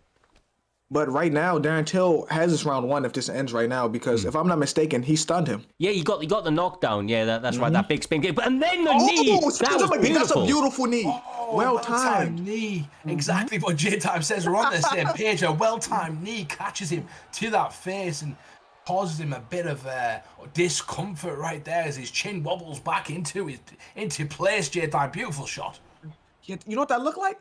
That looked like the knee that Izzy landed on Derek Brunson coming in. That's what it looked like. That was a well-timed knee. And I'm not going to lie, he may have been able to finish it if there was more time. I think you're right as well. And look, this credit where credit's due. Those knees are really, really difficult to time when somebody's shooting a takedown. A lot of the time, your opponent gets in on those legs. That was beautiful time from Darren Till, and he is flowing out here, Humble, sidestepping straight off the bat, getting that teep off, and keeping his opponent on the back foot. Yeah, definitely. I thought that True Zombie was doing a fantastic job earlier on in the fight. It looks like Darren Till has swung the momentum in his favour. He looks confident. He's got the stamina advantage. And he's not been as erratic as True Zombie. So be interested to see how he goes forward, because the stats look like they're in his favour at the moment, J-Time. Darren Till, I'm not going to lie to you, he looks really comfortable. Do you see him? He looks, that uppercut. He looks real comfortable right now. It dropped him again. That it? He's looking cozy. That's Is that it? That's got to be it, brother. Oh my God. This is over. He got grounded and pounded to death. It's over. His fist down his throat and says, eat that one. What is... I mean, no, I was going to say, what a crazy finish, and to add some to craziness as well, another big shout out to TFA the Pug, giving out a total of 12 gifts to the channel over the last couple of streams. That man once again coming through in a massive way, supporting, obviously enjoying these sorts of fights that we've been putting on, Jay. I mean, it's hard not to when these guys are banging just like that. They swanging and banging. It's been great fights. Like, none of those fights have disappointed. We've had a bunch of upsets, a lot of great knockouts. We just got a ground and pound knockout. It's been a great fight, honestly. I can't complain. Definitely, indeed. It's been a great night of fights so far, but we're only at the start of it. And next we move on back to the PlayStation division, where we've got the undefeated Johnny. And this is an interesting story, actually, Cyrus. Johnny went 2-0 last season as an Icelandic superstar, and then he's also gone 2-0 this season as well against top competition. And he's fighting a veteran amongst Amazon, but Amazon fancies himself in, especially in that LW camp, Cyrus. Yeah, those LW boys, they train together very, very actively, both on the Xbox and PlayStation side, and they've been making massive adjustments. And like I said, Amazon's an incredibly confident guy. He's been around the scene for a very long time. I mean, he's been in a number of communities, been actively competing, and with that sort of experience, often comes the ability to make adjustments to your opponent that often make the difference out here, Jay. But Johnny is undefeated, and being undefeated brings its own level of confidence, because no man has been able to stop you to this point. But also, being undefeated also brings more pressure too. Because some people are scared of losing. Like, you can hate losing, but when you're scared of losing, I'm not gonna lie to you. That's in the back of your head. You don't want to lose. Like, that undefeated streak is almost like a crutch to him. I'm not saying for him, but like for a lot of people it is. That's an interesting take, brother. That is an interesting take, though, right? Because that pressure. That pressure can either make that guy go to that next level and continue that streak, like we've seen from somebody like John Jones. Because let's be honest, that loss doesn't count. But it doesn't count, bro. But outside of that, and that's what it is, right, Humble? And that's what we're going to see here from Johnny this evening, who's a striker at heart. I understand he's actually going Gokhan Saki up against Anthony Johnson in light heavyweight, my man. This is going to be one hell of a fight. Yeah, it definitely is. Gokhan Saki with them triple uppercuts, as we all know. I was about to say that. as with triple uppies every single time. But as Jay was talking a second ago about that pressure, like, I understand that as well. I've competed in my life. I understand the pressure. If you're scared to lose a fight, I've been there. I have been scared to lose a fight. And sometimes, though, it can also sharpen iron, because you are up at night thinking about your opponent. You get up and go for a run because you think they're doing a bit more than you. It actually adds a bit of anxiety in there for you to work harder than them. And sometimes that is what you need to kind of get you over that finish line. So it depends on what type of character this person is. But from what I've played with him so far, he's a fantastic striker, and Gokhan Saki is a great pick. Yeah, exactly right. And look, that chip on your shoulder, like you say, is sometimes the added drive that's needed to take you to that next level. We'll have to see if that comes into play here this evening. But they're starting out pretty quickly, especially Johnny. The pressure seems to be on, and that maybe kind of misadvised the power of Anthony Johnson way too much, Jay. Yeah, Anthony Johnson has the highest power in the light heavyweight division on this guy. And before there was a Francis Ngannou, Anthony Johnson was the man we thought punched the hardest. He was the man. Yeah, definitely. And you've got to remember as well, this guy used to fight at welterweight. This guy used to cut weight. He fought the likes of Dan Hardy. He's fought the likes of Vitor Belfort. He's fought absolutely everybody coming up the ranks, and then fought as high as heavyweight as well. So this guy can punch. He can do damage, and Anthony Johnson's an absolute killer. He only needs one shot, so it doesn't really matter how many shots Johnny lands near you. He has to avoid the big shot from Anthony Johnson. Oh, he stuns him with the teeth. Gokhan Saki, I mean, he says timing beats power, brother, and right there he was right. This pressure maybe is just trying to force out something out of King Amazon. Nice takedown. Nice. Nice takedown. Timing beats power and accuracy beats speed every single time. And these guys are showing that right now as Gokhan Saki with some beautiful striking, but gets taken down. And Anthony Johnson was a division wrestler as well. I don't know where he ranked, but I know he wrestled in college and he did really well. So this guy's no slouch. Yeah, exactly. That was smart. That was smart. For him to put it on the ground, that's smart. Gokhan Saki's a world-class kickboxer. Put him on his butt. You put him on his butt, we'll see what his top game's like in his bottom game. We're going to see him wrestle now. And he's back up to the feet. Yeah, good job from Johnny to get back to his feet. But on your point, I think that was a beautiful read from Johnson. He was, happy to back up and land some power shots. As soon as he got rocked, he took it down, and that shows that this guy is willing to make any adjustments necessary in the fight, Humble, which, is pretty confident building, I would imagine, just at least from a viewing standpoint, that this guy's going to be able to keep himself in this bout, although it is looking a little difficult up against the striking pedigree of somebody like Gokhan Saki. And I do like what he's doing as well. He's just had a bit of a rhythm change. Well, he came out quite hot and firing at his opponent, constantly landed. And now he's changed his rhythm. He's starting to counter-strike. He's starting to let his opponent go first. And what that does, it lets you set traps. It lets you feint. It lets them hit into air. You put a cloud of smoke in front of someone and someone walks into it. They can't see what they're doing. And that's exactly what Gokhan Saki is doing at the moment, J-Dime. I couldn't have said that better myself. Like, he's fighting beautifully right now. I like the way he's fighting from the outside. He's staying away from the power. That's a nice side kick to the body, too, because Anthony Johnson could put your lights out with one. Yeah. So him staying away from the power is smart. Him getting in and going out. He landed a few, and he got him trapped in the corner, too. He have him trapped right now. He's cutting the ring off beautifully right now. Yeah, and I think, once again, that takedown just at the end of the round just to stop the pressure for a second, but you're absolutely right, Johnny. Really starting to put it all together, that striking with Gokhan Saki. I mean, he must have been working on it, right? He must be very comfortable. I don't think this is a new pick for him. He's quite clearly, very familiar with all of the ins and outs, the techniques available on display with somebody like Gokhan Saki. And there's a lot of them when it comes to the striking realm here, Humble.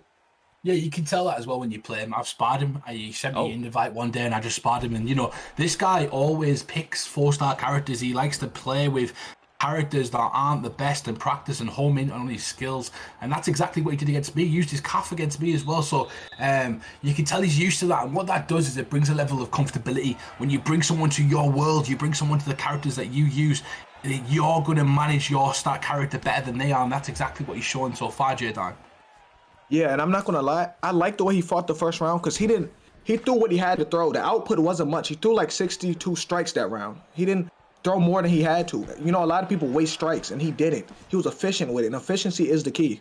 Exactly right, brother. Perfectly said. And he's going back to, I think this is a bit of another change to the pace, starting out this round very, very quickly. Nice leg kick. Has to be very careful, but those kicks and the separation going to continue to pay dividends as he lands two big counters. Oh, he wanted to put his lights out. Try to whip it around, coming from an angle that he couldn't see, but he was wise to it. Now on the backing up his opponent, he needs to cut him off though, Jay. We talk about it a lot. Cutting off your opponent's a lot harder than people think. That you have to stop them from walking the direction they want to walk. Cut that ring off. That's important. If he cuts the ring off like he did at the end of that first round and have Anthony Johnson right there, he has him on the cage. It could be trouble. It can be real trouble. Right there. That's beautiful. That's beautiful. And just the subtlety from Johnny is absolutely beautiful. Oh, like a shotgun. He switches stances seamlessly. It's very, very hidden. Changes angles on his opponents, and the damage that he is able to put on over the course of this fight, Jay, has been absolutely sensational. Johnny looking like he is really, really rising to the occasion and intends on keeping his own. Honestly, he looks comfortable right now. He looks really comfortable. Definitely does. And this is what I was talking about, the confidence of Johnny, the confidence of him kind of knowing that he can go have a great record in prime time and fight the upper echelon of the guys. Like I said, I believe he's undefeated, but he's doing a fantastic job of showing his skills and showing his dexterity in his striking, J-Dime. Striking is beautiful. And if you've seen a few moments ago, he mixed in that double uppercut. He hasn't been throwing it much, but he mixed that in and hit Anthony Johnson twice with it. Yeah, and I think you're, on the money right there. Ultimately, with that uppercut, some people get a little bit too kind of gun happy with it, right? But he's timing it, he's mixing everything in, just lots and lots of different angles being shown, and kind of he continues to change the kind of strikes coming out at his opponents, just like little stuff like that, and then the sidestep after it to try and avoid the straight shot. I mean, it's all coming together for him. It definitely is, and beautiful work right now to kind of come back off that cage, but he needs to keep the pressure on Johnny, because Johnny's doing a great job, as Cyrus was just mentioning right there. The power, as we talked about, the one-punch power from King Amazon, he's kept himself in the fight. He's still got a puncher's chance. Most people don't believe in a puncher's chance, J-Dime, but Primetime will tell you different. A puncher's chance is a real thing. One shot can put your lights out, especially from somebody like Anthony Johnson. That one stun, that could have easily been a knockout, been a flash knockout, easily. Exactly, man. I mean, if there's many people that's got that one-hitter quitter, it's somebody like Anthony Johnson. I mean, my God, I'm surprised, to be perfectly honest with you, that at this stage now we're not seeing a little bit more activity out of King Amazon, because especially in this third round, I expect him to turn it up a little bit humble and try to force some mistakes out of Gokhan Saki. He has landed, he has damaged him, and he is probably behind in this fight at this stage, right? Yeah, he probably definitely is behind in this fight, in my opinion, but, he's got to continue to do what he was doing at the end of that round. Momentum is a massive, like he said, momentum's a drug, and it's exactly that. If you can come forward and hurt somebody with Anthony Johnson, look at the head health. It doesn't look too much different, J-Dime. Because Anthony Johnson got that power. So 5 of Gokhan Saki strikes equal 1 big punch from Anthony Johnson. He got the equalizer. He does, bro. And look, he's got knockouts in every one of those weight classes we mentioned earlier, all the way through welterweight up to... was it welterweight? Yeah, he fought in welterweight, right? Welterweight to heavyweight. He's got knockouts in every single one of those weight classes, and if that doesn't tell you the types of power that this man possesses, I mean, my God. Yeah, 100%. What a big shot right there, though, from Saki as he backs his opponent up. He's a bit more hesitant, though, like J-Dime. I'm seeing him now cut the angle off, but no. He shut me up right there. That's beautiful. And you know what's the problem? I'm going to tell you what's the problem with this. When you have power like Anthony Johnson, you need a delivery system when you have power. You need a way to get that power in, and he don't have a way in right now. He's been getting beat up this whole fight. The uppercut, he keep upping him, throwing them uppercuts at him. Yes, sir. I feel like one of those big head kicks are on the cards from him. He goes for the teep instead. This is dangerous territory for both men, to be honest with you. They're really starting to let that leather fly. There's only 2 minutes 35 on the clock, Humble. If there's any time to do it, it's right here, right now, brother. Trying to get those extra points on the rankings. Ooh. Yeah, and he's got to be careful, though, because he's throwing him out, but he doesn't have to be careful anymore, as he just gave him some pepper spray to the body, and he goes down like a sack of potatoes, back to his feet, and then the rest of the case, he's shooting for his life. He needs a finish. I'm not going to lie. Anthony Johnson needs a finish, because this has been a striking clinic so far. He needs to finish this fight. He needs something, because I don't see him winning. If he don't knock him out, there's no chance he wins this fight. There's none. Yeah, no, completely agreed. But he gets reversed, my man. He finds himself on bottom now in half guard. Is he going to get the reversal back? He's back in it, man. Another reversal? Another one? Only a minute 20 left, though. He needs to get active. Those hands need to fly. They need to fly. They definitely do. As he gets a pass into half guard and gets a denial right there, and that's going to stop any momentum he had as Johnny takes his back. The only thing that King Amazon can rely on now is Johnny forgetting the rules and going for an illegal move. As he starts to pepper him in the head, King Amazon is taking some concussions, J-Dime. Listen to me. When did Gokhan Saki learn how to grapple? This looks nice. This looks nice. When did he learn this? When did Gokhan Saki learn this? This is beautiful to watch. I'm not going to lie to you. He might as well throw him on the ground again just to show off the wrestling. Just to show off. Oh my God, the pole counter is beautiful. The feints are there, trying to get the finish. Big shot right there, coming back, and Is he going to get it? 1 second no. left. He lets it go to decision. And I tell you what, for somebody who's in the upper echelon of the PlayStation division, I'm glad Johnny didn't finish that fight, because he would have been on a rocket ship right into that contest. And, you know, it puts my spot in there. Maybe me and Johnny have to fight it out in the future, because that was a fantastic performance. And he's an exciting guy to watch. I'd love to fight that guy. Yeah. I don't know. I don't know if you want to fight him after that. I don't know. After that Gokhan Saki performance, I duck. Let me reiterate. I would duck my tail. Let me reiterate. I would duck my tail if I was you. That was a call out. I'm calling Johnny out. I'd love to fight Johnny in the future, and that was definitely a call out. Let's fight. No, don't call out. Duck your head. Get off the screen. Duck your head. Don't hide from him. That was a beautiful performance. I might need a gun in that fight, but you know, if I don't got a gun for you, but I'm gonna bring it. But I got some nunchucks for you though. Because you may need them against him. You may need them. Well, you heard it here first. Looks like Humble may be fighting that man right there at some point in the near future, and he's bringing J Times nunchucks to that fight. And my God, may he need it. That was a fantastic performance, brother. I can't wait to see where that guy goes from here. But it does take us beautifully on to the next fight in this card. It's back on the Xbox side of things, Humble, just to throw it back to you. FSK's very own Jamie Bucks taking on one of the dangerous rising stars on the Xbox side, Bucko, who's been putting it all together recently and is trying to take that next step up against somebody like Jamie Bucks. Yeah, definitely. Jamie Bucks is no joke. You know, he can swing with the best of them, but you know, you've got to move on to that upper echelon. You've got to get past that first bump, and that's exactly what he's trying to do right now. Grains is trying to come forward, and he's trying to move up the division, and we talk about it every week, but it's good to talk about it again.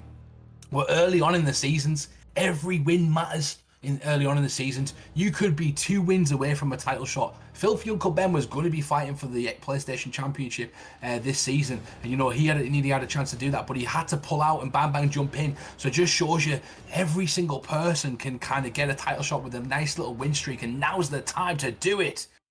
Yeah, exactly right, brother. Stay active. You know, fortune will favor the brave, the men that take this opportunity out here, or the men and women that take their opportunities out here when they present themselves. You know, are those that are really going to be able to kind of capitalize on some of the big gains to be made, right? These short notice fights, they don't come along often, but when they do, you've got to grasp them with both hands, Jay, and take that risk, because it can catapult you further up in those rankings. Hey, someone just picked Carla Esparza. Carla Esparza has her own special movement. I know, bro. I know. That only she can do. Now I'm really intrigued. I really want to watch this fight. Look, Jamie Bucks is a man that knows the intricacies of this game, and he's going to be very familiar with somebody like Carla Esparza down here. Like you said, she's got that Mike Tyson movement, man, that like bob and weave, right? And it can cost a lot of stamina, but it can also set up some massive shots, Humble, that can turn the lights out really, really quickly. Yeah, and the betting lines were open for a few more seconds as people knew what the characters were picking, and it swung in Jamie Bucks' favour. Someone putting 17,000 whoppingly on him. This is 61-39 split, but I love the matchup that we currently have between Carla Esparza and Carolina. You know, she's got that great movement, as you talked about, but Carolina is an absolute warrior. She'll go out there and she'll put on the line. She's like a soccer mom who doesn't stop coming forward, J-Time. Listen to me. Carla Esparza, I low-key want her to win. But then again, I don't. I just love seeing the movement. It's beautiful to watch. And that's a beautiful takedown, too. That's a beautiful takedown. Yeah, I don't think he liked the bodywork coming his way from Carolina. Obviously, Bucko was doing a good job of mixing up some straights, hooks to the body out here, Humble, and I think that's what led to the takedown from Jamie Bucks, who is as well-versed as they come, whether it be on the feet or the mat. And that's the thing, we talk about it nearly every single card. As we move up the card, you start to see the variety get mixed up with the transitions and the techniques that people are using, because the better players will mix it together, and that's what makes them so good, because they could beat you on the ground, they could beat you standing up, they could beat you in every fashion, and that's what you see more. When you mix up a fight, you open up another avenue of attack. Hey, Humble, listen to me. Carolina, say her last name for me, because I'm having trouble pronouncing. Can you pronounce it for me, please? Carolina, cool. What? I can't say it, no. I don't even want to embarrass myself on that one, Cyrus. No, I'll say it in the moment, but I'll say it wrong, brother. Carolina is probably the way that it's going to go from here, but... Oh, she wishes! Another takedown from Jamie Bucks, though, and once again, I think this is historically where he has taken the fight. He's got really, really good with his hands as well, especially training with the FSK boys. But ultimately, a lot of the damage he can get done is often quickest done on the mat, especially with that stamina drain that you can get from beautiful denials just like that there, Jay.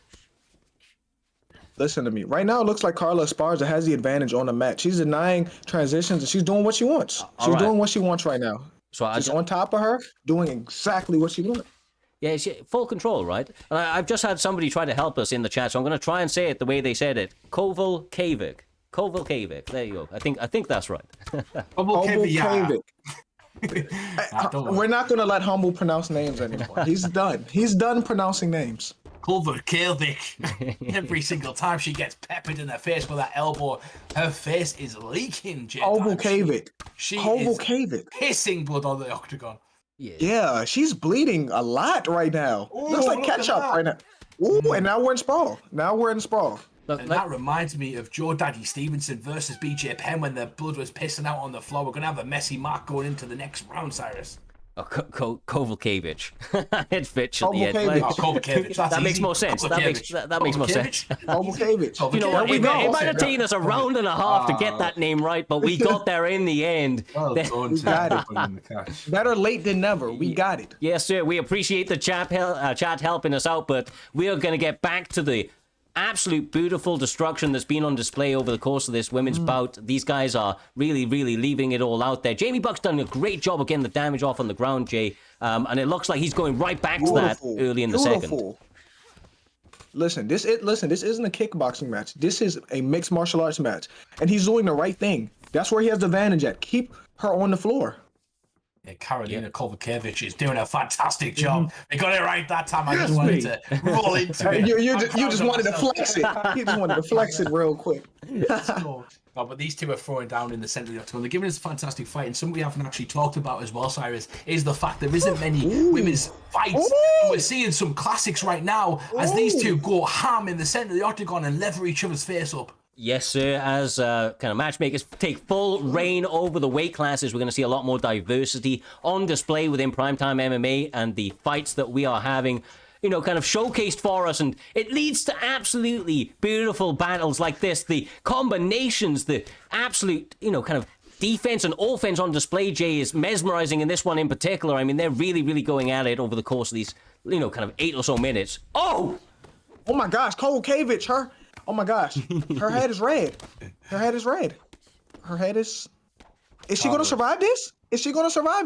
She's fighting back right now, but she's cutting the ring off nicely too. Like, there's nowhere for her to go.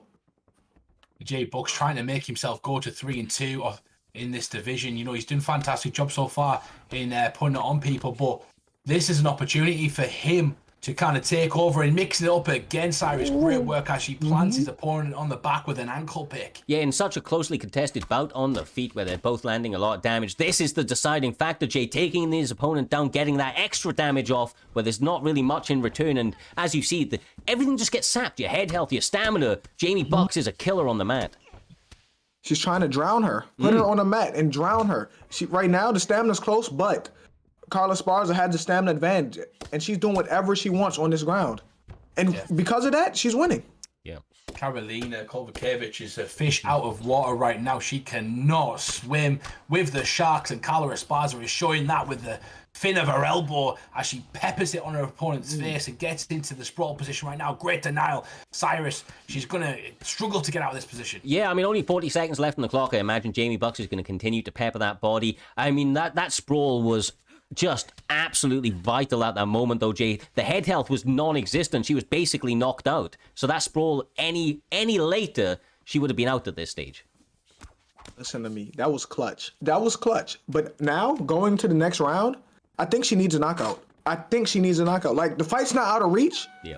But Carla Esparza clearly won round 1 and 2 off the ground control and the striking, too. Just everywhere. Just as a mixed martial artist, she was winning every aspect of it. Yeah. You talked about him beforehand, Cyrus. You said Jamie Bucks was an absolute killer. He said he's been in there with some of the best of them. And, sometimes doesn't always come out on the right end, but that's what happens when you fight the best. But Iron sharpens iron, and he is looking like a sword through butter at the moment as he kills his opponent in the octagon. But Kovacevic needs to do something to change this one over. Yeah, I have to say, look, I don't want to keep counting out Bucko so far. He's actually looked really, really dangerous when he's been able to get his offense going. It's just been the diversity from Jamie Bucks and the mix-ups. But just like that, a lot of shots land for Bucko. And when he starts getting those combinations going, I mean, they're pretty scary. It's just the defense from Jamie is, honestly, it's beautiful, Jay. He kind of blocks enough and just gets out of the way of enough to kind of make sure that he stays ahead damage-wise. And another beautiful takedown again. This is getting frustrating for Carolina. This is frustrating right now. Because there's nothing you can do about this. You're just getting dominated on the ground. This is mixed martial arts. This isn't just kickboxing. And what you're watching out for right now is hip on hip. Watch how Cara Esparza keeps the weight, the pressure on Carolina. She tries to keep her on the floor by keeping her hips on her hips. If you've controlled the bottom half or the core of the body, they cannot move, and that's exactly what she's trying to do right now, Cyrus. Exactly right. Got the arms wrapped around very, very nicely. Hands are going to be connected, but she's going to try to work and take that back, which she's able to do. Jamie Bucks are going to be very happy about that. Not able to get the flatten out, but this is still a dangerous position, Jay. This 2 minutes 35 on the clock, man. And, I mean, look, Carla Esparza is a savage on the mat, especially with the ground and pound and that sub. Listen to me. She can do this for the final 2 minutes. I'm not going to lie to you. And just cruise to victory. I know we all want to see a knockout, but sometimes fights go like this. So a dominant performance. It's competitive, but this ground control is the difference right here.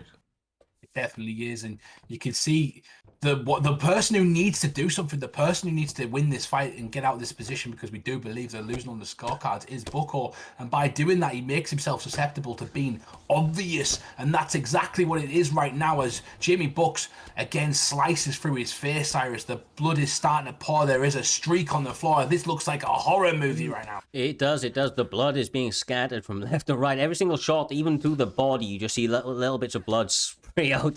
Honestly, it's been a bit of a mauling. The referee decides to separate it. This is where Bucko needs to go absolutely crazy, man. He needs to land some big shit, and he needs to land it quickly. But it's gonna be hard. Never mind. Beautiful work right there. And the exit from Carla Esparza mixing up again. 40 seconds for Bucko to try and win this fight. Gosh. But it looks like he's ending it to an early grave time. He needs a big shot right now. She may end this. It may be over. 1, 2, Is it over? 1. Is it over? It's over. It's over. Just, bro, this looks like a crime scene. Do you see how much blood is on the ground? Did y'all see that? Mate, it was a brutal last fight. I mean, like I said, Jamie Bucks came out here to maul a man, and that's exactly what he was able to do. Props to, like I said, Bucko. He looked dangerous in spots. It's just that he was never really able to stay in those spots for too long out here, Humble. Jamie Bucks was just a little bit too good. And like a crime scene, the police got in there quickly. They put their tape around it, said, "Please do not enter. There has been a murder." And Jamie Bucks gets a fantastic winner over Bucko right there. But J-Time, as good as that was, we move on to the featured prelim of the card. It is going to be the one and only Sikwa, the legend, the Sicilian warrior, the absolute Italian beast. He's going to be taking on one and the only Ginger, and this is going to be done at middleweight. What a fantastic fight we have. But I want to let you in with some little secrets and some little nuggets I know here. Sikwa's favourite character in that weight class is Wanderlei Silva, and Ginga got the first ban of tonight, and he decided to ban Wanderlei Silva, so Sikwa is not going to be happy. He's gone with his countrymen, he's going to be gone with Marvin Vettori, and he's going to try and teach Ginger a lesson, because he grapples the fuck out of people with Marvin Vettori. Ooh, Marvin Vettori, he may be the future of that division too, even though Izzy has beat him twice. He's only 27 years old, so he may be the future of that division too. He may be the future for Italian fighting. Oh, I just got word from the back. He might not abandon me. Ban Lawler instead. Interesting, because Sikwa doesn't pick Lawler. So it looks like we might get a Sikwa going with Wanderlei. Oh, we do. We're gonna get it. We're gonna get the legendary Sikwa with Wanderlei Silva. I want to say as well, though, Jared Cannonier, right, a guy in that weight class that I'm really, really interested to see, play out in real life as well. His power is phenomenal. I don't know if you, funnily enough, we were speaking about him recently, was talking to a friend last night about, MMA as a whole, and this guy, man, I kind of want him to turn a little bit heel, to be honest with you. He just kind of seems to have a deepness and, his ability in this game. I think that matchup against Israel Adesanya is going to be a phenomenal one to go there, Jay. Can't wait to see those guys eventually meet up. You said Jared Cannonier, you want him to turn heel? I want him That's to what turn you said? heel. I want him to turn He's heel. a really bro. nice guy. I I don't know know. if he could do it. He's a No, real but nice guy. But like, have you ever seen Daredevil? That like Fisk from Daredevil, like the main guy. It's like a heel that you love. So Yeah. I want to see him kind of in that role, take up that thing, and start beating Hope some he have people, it man. in him. I don't know. 100%. He should have jogged across the octagon and pulled Anderson Silva's leg off after he finished him and hit him with it, and that would have been it. But now he's got the chance to beat another Brazilian in Sick War. We're about to see an absolute beast of a showdown. And let's not forget, Ginger fought last night, Cyrus, and he won his fight. He's 2-0 in the PlayStation division, and he's trying to go 3-0 here to cement himself amongst the division against an absolute killer. Yeah, I mean, look, this will be a big one if he's able to do it. And once again, we mentioned it, I think, the fight before last. Staying ready, right? Staying ready, staying active, taking the opportunities as they present themselves, Jay. That really is what separates good competitors from the great and allows you to catapult yourself up like a Khamzat, right? All the fights, all the time, across divisions, across consoles at this stage. Ginger is doing his thing and is going to try and separate himself once again here this evening up against an incredibly dangerous Sick War. I mean, we know the pedigree of this man. So do you think Ginger is the Hamza Chimaev of this? You said he go from console to console. Is he the Hamza of Primetime? I mean, he's definitely trying to make that the case, brother, and he's looking good. Like I think you mentioned, you had a little spar with him. His striking's very good. He does very well for those TMF boys, and has been one of the kind of more standout competitors. And just for reasons like that, brother, those sidesteps, the offense are on point from this kid. Yeah, 100%. And Ginger, honestly, he's a really good competitor. But I think, the type of level that Sick War is at, that's going to test you. That's the type of character. Tonight, we don't know if Ginger's at that upper echelon. We don't know if he's the Khamzat Chimaev for the PlayStation division. He's about to prove us right or wrong, depending on that, if he takes out Sick War, because Sick War is trying to evaluate this one. He's trying to gain some knowledge. He's getting caught in the process, Cyrus. And he goes on top. He's on top now. And look, this is the thing about Ginger. He gives him a little bow, but he's going to be straight back at it. This kid has got killer instinct. He sees his opponent's hurt. He's going to look for those opportunities to land big cross shots and try to turn the lights out just like that. Oh, bro. Oh, my gosh, he goes down again. Cyrus. And then he shows some respect. He's not got himself ready. Sick War started slow in this one. He needs to go to the second round. He needs to reevaluate. Ginger got a pep in his step. Ginger has a pep in his step right now. Ginger looks like a man possessed. That's what it looks like right now. Oh.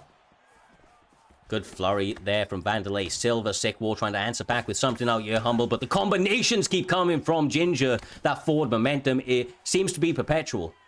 Yeah, I thought he's kind of near as well, and that's the one that gave me troubles. And exactly that he's doing to Sick War. Sick War is not trying to calculate exactly what he's getting caught with that now. He's just trying to deal with the barrage, and you can't do that against somebody like Cannonier with that 98 power. He can put you to sleep.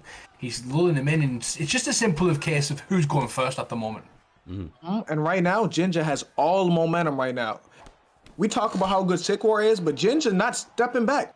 Ginger has the advantage. He done dropped him a few times. He's looking really good. I'm not going to lie to you. He's looking phenomenal right now. Yeah, I mean, he's sometimes somebody that plays down to his opponent's levels if he's kind of fighting down, so to speak. But he will also play up.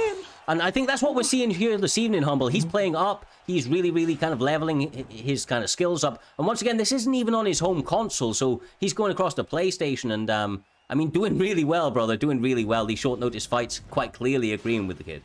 100%, but I'm gonna throw out there right now. The worst thing you can do when you're fighting Sick War is let him get to the second round. The reason is because he's a king at making adjustments. Now, Ginger's got the chance to prove me wrong. I'm talking from my own experience, but Sick War is one of the best people I know in the scene at adjusting when he's losing a fight. Listen to me. He's biting a legend right now, but you're right. Oh my gosh, he broke his leg almost. He broke his leg. Listen to what I'm saying though. Ginger's looking really good. Like, if he don't let up, don't let him make them adjustments. I mean, look, let's be honest. Ginger's also making adjustments of his own. We're seeing some lovely pull counters that he continues to pepper that leg out here, Jay. And I mean, as you can see, Sick War's is it left leg? It's I think it's in Spanish. It's pretty bad right now. Oh, and he denies the takedown. I'm not gonna lie. Sick War is slowly inching his way back. He's slowly inching back into this. If you're watching this, he's slowly. Much that adjustments that you were talking about, Humble, quite clearly trying to make them here and now. Still 3 minutes or so left on the clock in the second round, so lots of time for both of these guys to get that finishing blow. Yeah, definitely. It's all about momentum as well. And Sikwar's starting to find his momentum, as Jay talked about it. And Ginger's going to have an opportunity sometime in this round to take some back. But at this moment, Sikwar continuing, there we go, big shot, continuing to do really well. But he keeps getting caught with little shots to his block, little shots bleeding through to his guard. And that's going to keep him right. That's going to keep him humble as we move forward into this second round. Exactly. Ooh. I have to say, every time that Ginger lands that leg kick, though, of course, because it's so peppered, that left leg of Wanderlei Silva, it does seem to make Sikwar just a little bit gun shy for a second. He seems to have to reset, understandably so. But that's where he's comfortable. Does he not like fighting out the other stances? This just his thing. Coach Sikwar's making an adjustment, but his leg is broke. His leg may be broke. A check as well. It went straight through, and he just like Anderson Silva, it didn't help him. It went straight through and cracked that leg. That shin bone might be dented, Cyrus. I mean, I don't understand how he's still standing on that leg, and he eats a massive uppercut, Jay. Oh my gosh! Oh my gosh! He dropped.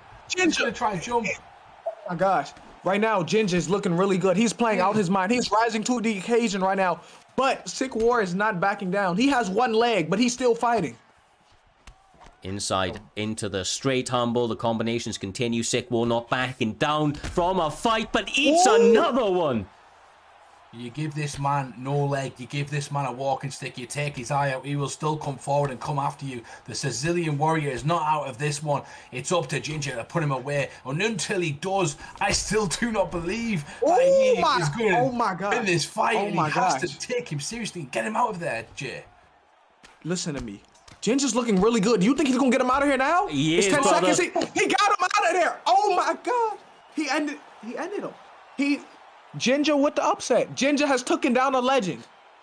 And that means you gotta take Ginger seriously in the PlayStation division. That is 3-0. He is undefeated. He's up there with Johnny. He's up there with Bang Bang. He's gonna be up there with myself and Deaglefly as well. So this kid has come out of nowhere in a week. That's the power of taking a fight on a short notice, Cyrus. Yeah, exactly, brother. Exactly. We've said it so many times now, but it's exactly right. We're harping on it because a lot of these guys kind of need to keep active, right? This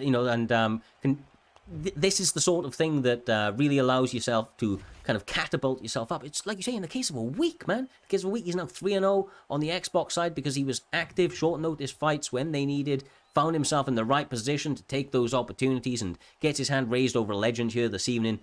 Ginger's going to be feeling great, those TMF boys. I know that they're all going to be sitting in a party right now going absolutely crazy, and so they should be. The after party for this young Irish prodigy is going to continue late into the evening, I am sure.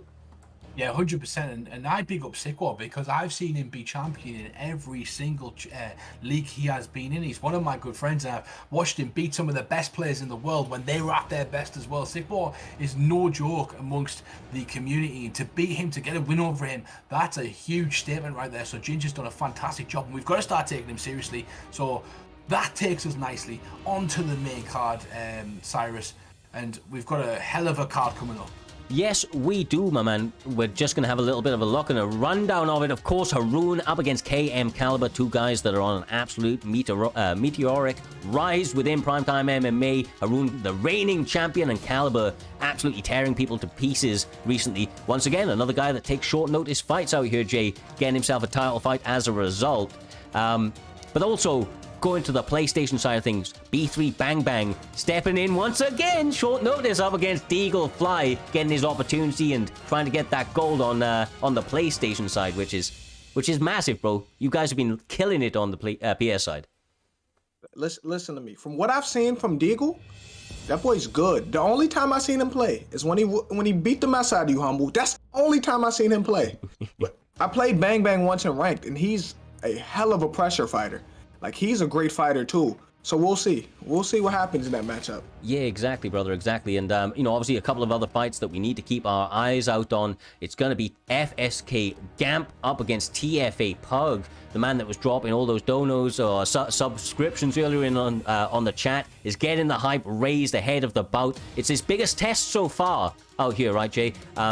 For TFA the Pug. He's beaten some great names. He's looked phenomenal. But FSK Gamp is a guy that's been around the scene fighting across in the ESFL, fighting with ourselves for a very, very long time as well. His pedigree is known. He's dangerous everywhere.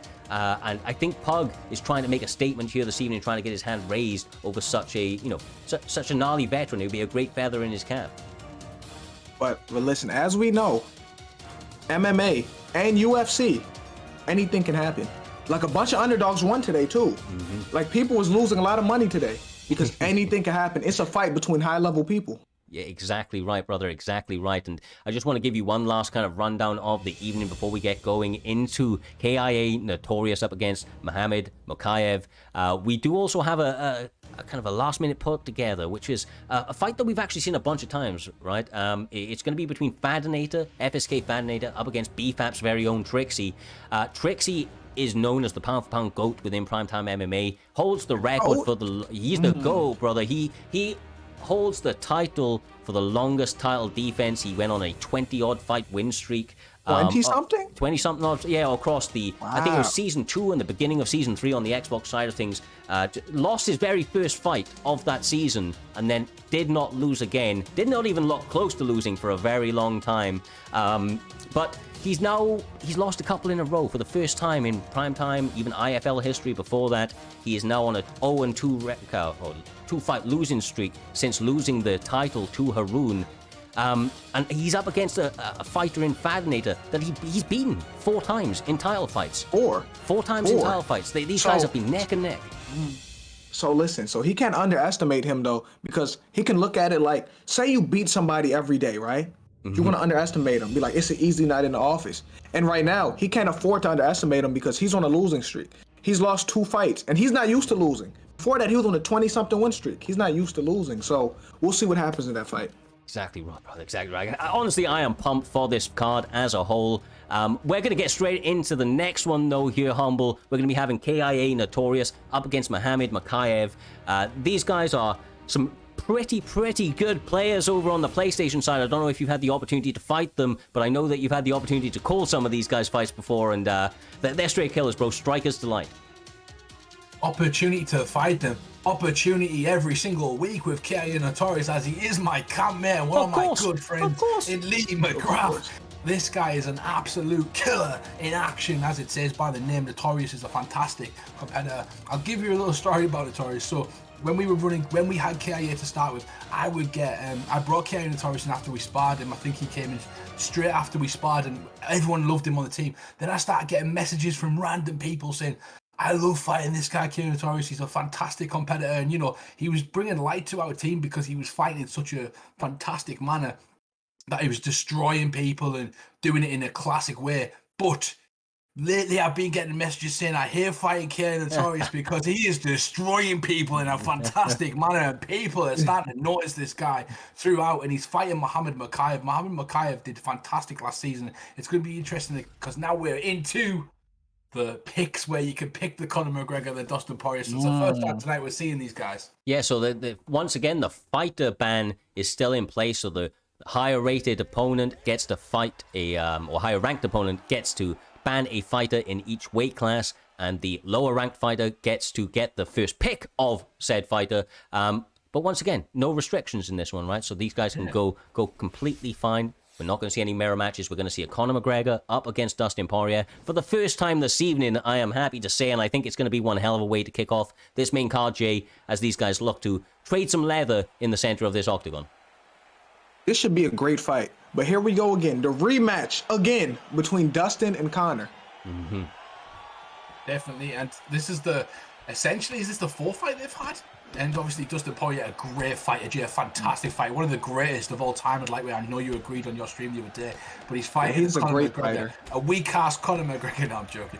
Conor McGregor, who's got those hands, and come on with that. They're beautiful power. But in this game, both of these guys have hellacious power, Jay. But Conor, you know what can separate Conor from him? Conor kicks. If you know how to use Conor kicks well, that may separate him. Ooh. Nice combos from Conor. Nice. And it's ironic, his name is KIA Notorious too, and he's using the notorious Conor McGregor. It is indeed, Cyrus. And one of the things that you will see from KIA Notorious, Lee McGrath, he likes to go to the body a lot, and you'll see him duck under the opponents and then come back to the head to hurt them. But the body hunting is started, and he's starting to pepper the region of the area where that core is needed the most. I mean, the combinations are flying so smoothly at the moment. Both competitors not only just landing their shots out here, Jay, they're landing and then getting that head off the center line. They're preemptively trying to get out of the, the range of what their opponents are throwing. It leads to counters like that. Ooh. Oh, wow. I'm not gonna lie to you. This looks like vintage McGregor right now. Right now, this looks like the Conor that was champion. Like, this is beautiful to watch right now. He has all momentum, but as we know, this is fight. Oh my gosh, stuns him again. This is beautiful. This is beautiful. Look at Conor McGregor. This is the notorious Conor McGregor. This is not Conor right now. This is prime Conor. This is what it looks like.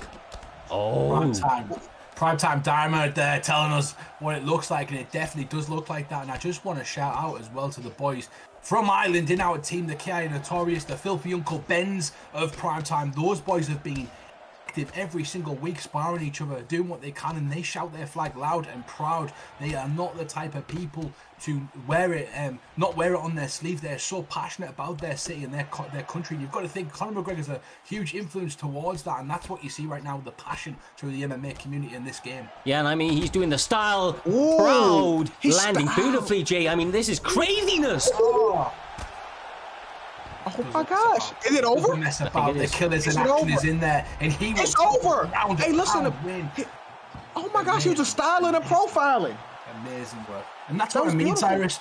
When we fight, when the Killers and Action guys fight, you will not see them not go for finishes. We want first round wins. We want to be taken seriously in prime time. We want people to notify who the Killers and Action camp is. And that's exactly what every single one of their members will come to do, including myself last night and Filthy Uncle Ben the week before. These guys are here to kill people, and that's what he did tonight. Absolutely beautiful, brother. Absolutely beautiful. Yeah, honestly, he did your camp proud. He did Conor McGregor proud. He did his country and his city proud, Jay. I mean, that was a phenomenal performance. Getting a first-round victory and looking very, very clean in the process. Hey, listen to me. You may want to check his gloves because he was punching a little hard. Like, he was punching like a heavyweight. A bit of Manuel Marquez in there. He was filling his gloves with all sorts of grain of rice and he may have been on that Jamba Juice. I don't know. That was a beautiful performance nonetheless. And we have two competitors in the division getting ready for the fights. So we're going to talk about these fights in length with me and Jay Dime at the moment as we get these, and the man in the truck gets these sorted. But so I just want to ask you, Jay Dime, out of all these fights that you can see going forward, which one is the one that you're most looking forward to this evening? Okay, so I'm looking forward to Bang Bang and Deagle Fly. I'm trying to see if Deagle Fly patience will be the key to victory, or will Bang Bang pressure and aggression win? Because he's a hell of a pressure fighter. And from what I've seen with you, like I said, I've only seen Deagle fight you. And Deagle did a hell of a job too. From what I've seen. That's the fight I want to see. That's the fight I want to see. We had an absolute war, and I struggled with him, to be honest. I thought he came out, and I wasn't expecting the type of pressure. It was a last-minute replacement. He came out and ended up being champion afterwards. He pulled a rabbit out of his arse and beat every single person. And you know what? That rabbit stayed because he's kept beating people consistently, and he's had no easy fights yet. And let's talk about this one, because he's already faced Bang Bang. He faced Bang Bang in the Primetime Grand Prix, just like myself, and he actually got rid of Bang Bang in there, but Bang Bang had said that he chose the wrong fighter in that one. And just to notify you as well, in that fight, they get to ban a character, and Deagle Fly, if he's done his research, he'll know who Bang Bang likes to play in the lightweight division. Yeah, I mean, Bang Bang is Bang Bang's a savage in lightweight, or in any weight class, man. And you know what he's going to go with, right? He's going to go with those dominant forward pressure styles out here, Jay, because that's what he's known for, right? He likes to be a bully in that octagon and try to take his opponent's heads off very, very quickly. It's why everybody loves to see that guy fight. He likes to be a dog, but it's how you react to the pressure. If you crumble and let him back you up to the cage, it's over. It's how you react to the pressure. Exactly. 100% is. You are completely right. But with Cyrus back, I think we'll be moving on soon to the next fight this evening, Cyrus, which you could tell us a bit more about, actually. We've got Comp versus Slick, two fantastic competitors in the Xbox division. So there has actually been a notification from the back. It's one of the reasons I had to take a couple of seconds. Apologies, but we are actually going to be having Reaper up against Big Balls Ned up next there. We've had to have a little bit of a switch around due to a little bit of a scheduling issue, but that's where we are going right now. We're going to get into it. These two guys obviously on the PlayStation side. We know Reaper has been on his ups and downs within Primetime MMA, looking to bounce back currently up against Big Balls Ned, that, as we said about Bang Bang earlier, has a crazy pressure style. Ned really kind of lives or dies by the style that he has out here, Jay. He kind of is all about that pressure, all about putting it on his opponents and really taking those risks to try and get the finish. So is this the matchup they're having? Is it Kobe Covington versus Kamaru Usman, the trilogy? Is that the matchup we're going to get? Mm-hmm. It I might think be so. indeed. That's interesting because Kobe Covington's stamina, his cardio's at 100. Like 100, not 99, but 100. So that's interesting. So he may be able to let off a little more output. Kamaru Usman got great cardio too, but he don't got 100. That 100 cardio, that's a difference. But Kamaru Usman has power though. Is there anybody else? I mean, I'm not, like I said, I'm not too familiar with the stats, right, Jay? Is there anybody else that's got like 100 stat in anything? Max Holloway has 100 cardio as well. Okay. Francis Ngannou has 100 power, and Kamaru Usman has 100 takedown defense on this game. Nice. Okay. So like these guys got 100 stats on both sides of the lie. table. It's a lie because Kobe Covington took him down. As much as I am a fan of both guys, that is bullshit. Let's all be real. They said he didn't control the takedown long enough. That's what they said, right? If his knees hit the mat, that's a takedown. It's a takedown in wrestling. So if the World Wrestling Federation counts that as a takedown, it's a takedown. That's all I'm saying, J-Man. I agree with you 100%. Some things just facts, brother. Some things are just facts. But these guys showing a little bit of respect going into this one. I don't expect there's going to be too much respect shown in the fight other than the touch of gloves, though. They're going to get in each other's face and start to throw leather nice and quickly, Jay. Listen, in the words of Kamaru Usman, keep that same energy. Yes, sir. They both trip each other up. Goes for the ankle pick. Let's talk about it right now because currently you have the likes of Ned, who I believe is 12th in the division as well. He's 3-2 at the moment, and this could take him to 4-2. But Reaper started off so badly. Finding out the matchmaker must hate Reaper because he was 0-2, I believe. He must have got a win back, but now he's fighting such a hard competitor, Big Boss Ned. He desperately needs this win because this will catapult him up in that division, Cyrus. Yeah, I mean, this would be a big win to get it back. I'm not sure if this was a short notice replacement. I believe it may have been, but Reaper's a guy that he's come up short so far, right? He definitely has, but ultimately he believes in his ability. He definitely has skills on the game. Each performance he's looked good, and just like this, right? He's landing some good damage on his opponent. Yeah, he's landed some very good damage on his opponent so far, Jay. This pace they're fighting at a high pace right now, a really high pace right now. Like no one's taking a back step. Like they're in the phone booth fighting right now. Big shot to the body right there. Absolutely zapped the energy from Usman. And this reminds me of their actual fight, like 3 or 4 rounds in. They have not let off. They've had 3. Massive hook right there. He gets it. Oh my gosh, he's on the floor again. Kobe Covington wants that revenge. He's not playing with him. He wants revenge. 11th round has commenced, and it is an exciting one, J-Time. Listen, Kobe Covington said he learned from that last fight. He wants revenge now. He's not playing with him. He's stuck on the cage getting kneed. He got to get out of there. Oh, he's out of there now. He's out of there. But Kobe Covington looks good right now. He looks really good. Yeah, and he continues to attack the body out here, Humble, which is going to play dividends, especially since the man's got 100 cardio. As Primetime Dime said, that's going to come in and play massive dividends over the course of this fight. Now he's on the ground. This is a firefight. This is a fire fight right now.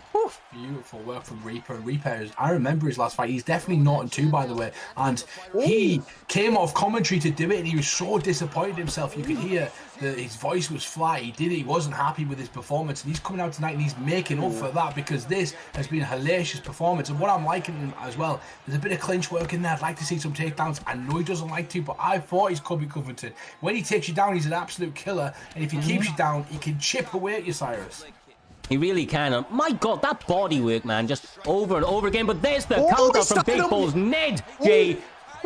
Kamaru hits hard, man. He's got a lot of power in those hands. He does. The Nigerian Nightmare. He's called that for a reason. But look at the stamina, though. Kamaru Usman's stamina is draining, though. And look, this is the While first he is round. landing big strikes. Yeah, and it's them body shots, too. The second round, he'll have the lower stamina. He will. Yeah, definitely. I'm really liking there, sorry, to cut you off, the jab to the body and the straight to the body have been doing great work so far from Reaper. No, that's an excellent point, man. The one that you that was the exact strike that landed earlier on that sapped the stamina. Kamaru Usman started to go for that body roundhouse kick, real leg, and the straight was just perfectly timed, like you mentioned. And if he continues to do that and do it in a way that is kind of where it's hidden, right? And that's the important bit. The body work is important, but you can't be obvious with it. Otherwise, your opponent makes counters, Jay, and if you get hit going for the body, it can be lights out quickly. Yeah, he gotta manage his stamina because I see his stamina getting drained. I'm not gonna lie to you. There's a big stamina difference between them, and it's only the second round. It is only the second round indeed, as he lands a beautiful uppercut right there and comes back through, but Colby Covington holding his own. Reaper doing well. Reaper, for me, he's a lot like I was talking about Ginger. He's amazing always usually in that first round, but he needs to be careful to not let him back into the fight because it can switch in a second, or in a dime, as I'd like to say, as Big Boss Ned has got that power. Great takedown defense. Oh, nice up out the clinch. And his stamina's getting lower and lower. It's getting nice body shot, nice kick to the body. Right now he's moonwalking. He's moonwalking backwards right now.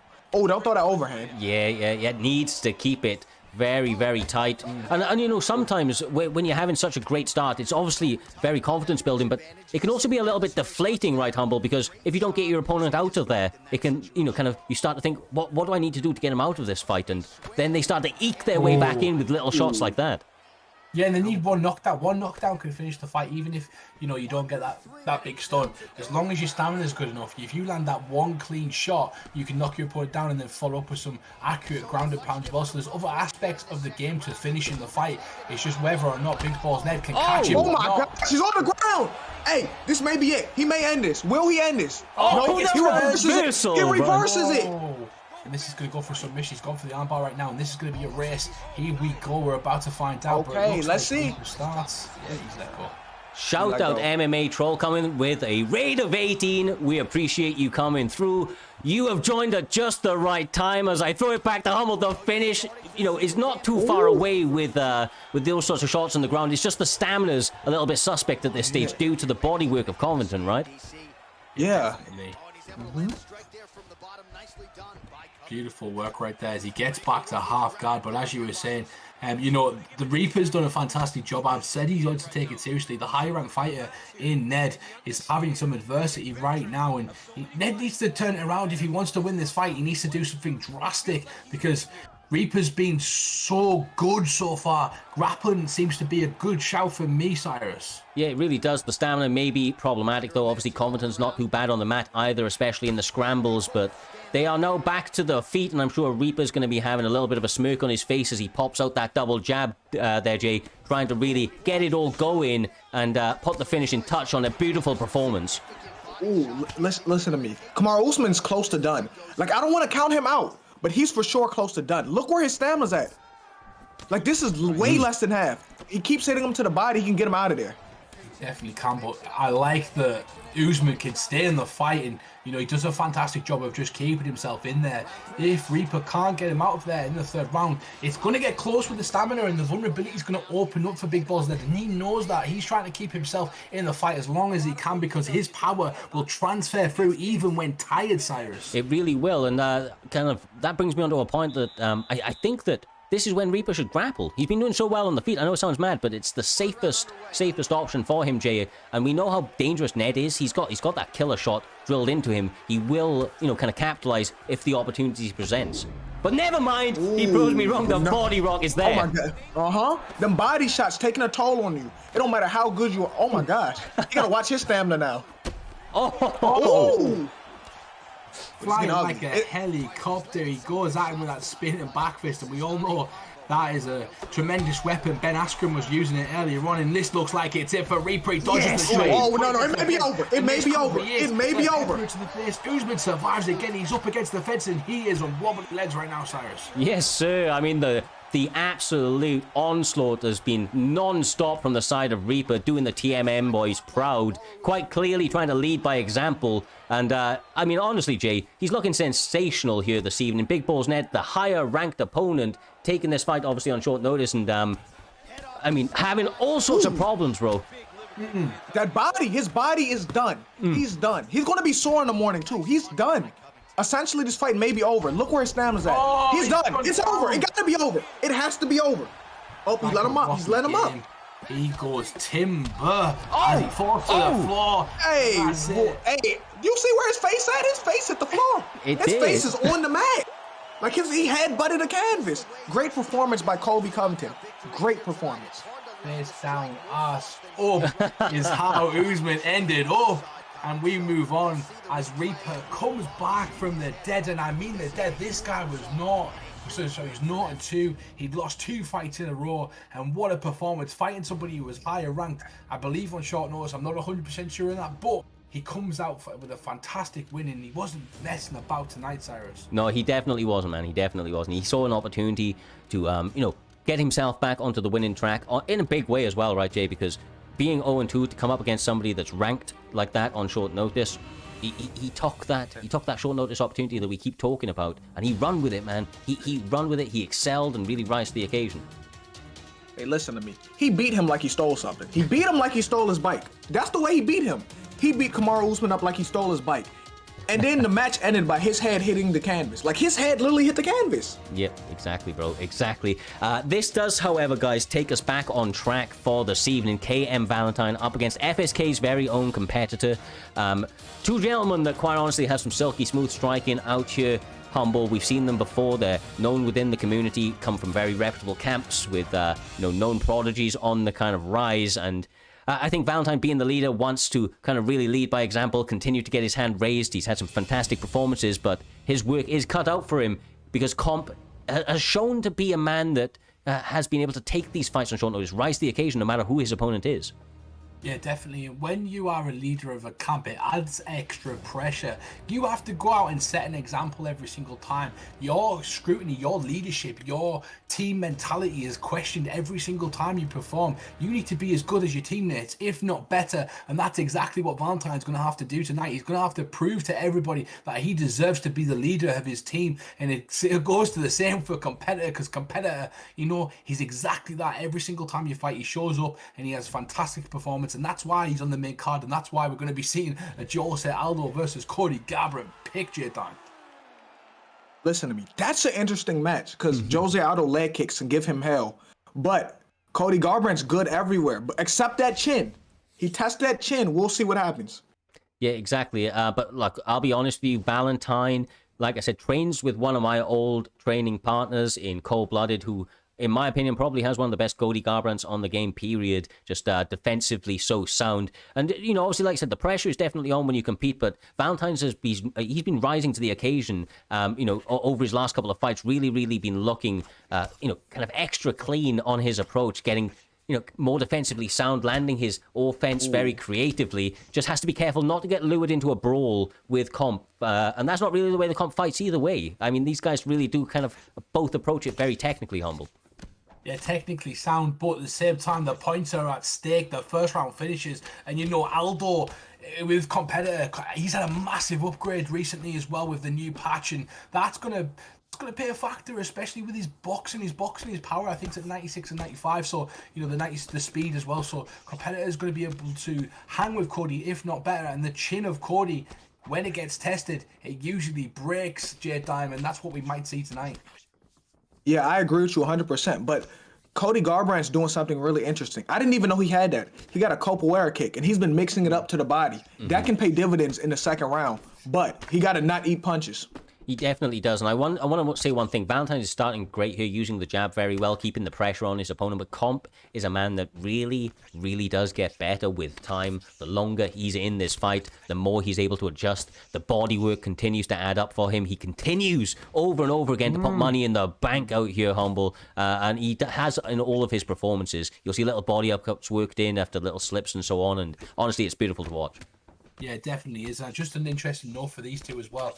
The character that they banned was Peter Yan. So, they tried to get rid of that meta character, and that's what you've got right now with the picks. Valentine usually likes to pick 4-star characters anyway, most of his fights that he goes in. But Competitor, gets to use that Aldo with no worry of a Peter Yan coming after you, and that's the only real contest I usually have when I'm fighting with an Aldo, is somebody that's using that Peter Yan and can kind of break you mentally going forward as well. Ooh. Listen to me. I'm scared for Cody Chin right now. I'm scared. He's doing good, but I'm scared. I'm really scared for Cody's chin right now. Good kick. Look, you want to go Garbrandt, just not full Garbrandt. That's the problem, right? Land those. Honestly, the thing is that when Comp lands, you see the chin just evaporate, right? It disappears in front of your eyes, and that's the kind of That's going to be the deciding factor, whether or not Valentine can continue to be defensively sound and land his shots whilst getting out of damage. It's that sort of exchange that causes, causes concern from the KM corner. A nice capoeira kick. Like, I didn't know Cody had that. Oh my gosh, Cody. Oh my gosh, in a blink of eye. In a blink of eye. I know what the blueprint got to be? He got to fight how Cody fought Dominic Cruz. That's the blueprint. That Cody Garbrandt right there, even though we haven't seen it after, that's the blueprint. He fought technical and smart with the power. It's like he forgot how to fight like that against other fighters, because that was a hellacious performance. He kind of played at Dominic Cruz's hand. But going forward, Valentine's starting to catch his opponent now. And is it the case, Cyrus, that, like Cerrone, sometimes Valentine starts a bit slow, but he gets a beautiful counter right there, starting to read some of the movements and timing of his opponent. As good competitors read those patterns, they start to make adjustments. We're talking about it all the time, and that's what Valentine did right there. Yeah, I mean, look, like I said, I think the comp is normally the guy that traditionally does better over time, but that was a phenomenal first round from KM. Valentine really started to settle into his rhythm over the course of the first one, and he needs to start it just the same here, Jay, because we saw how quickly Aldo is able to put it on him. We saw how quickly that Garbrandt is able to return it. I think that these guys have so much power in those hands that every shot matters over the course of these next couple of minutes. Cody Garbrandt's honestly fighting really smart. It's just sometimes when he get into them exchanges, it kills his head health. But he's been fighting really smart. This is a calculated Garbrandt. This isn't the go crazy, angry, emotional Cody. This is a smart, technical, calculated Garbrandt. And it looks nice. He's not gone full Cody yet, and Aldo, though, is starting to press the action in and out movement coming from competitor, trying to make his opponent whiff into the smoke, as we talked about earlier on. You put that smoke in front of them, they go into it, they can't see what they're doing, then bam, you catch them with a big shot. The counter fighting so far from competitor has been good, but the timing and the accuracy from Garbrandt is starting to impress me, J-Time. You say it, bro. Oh my God. That combination, bro. That may be it, though. It may be it. I don't know, bro. Cody chin is not going to hold up. I don't know.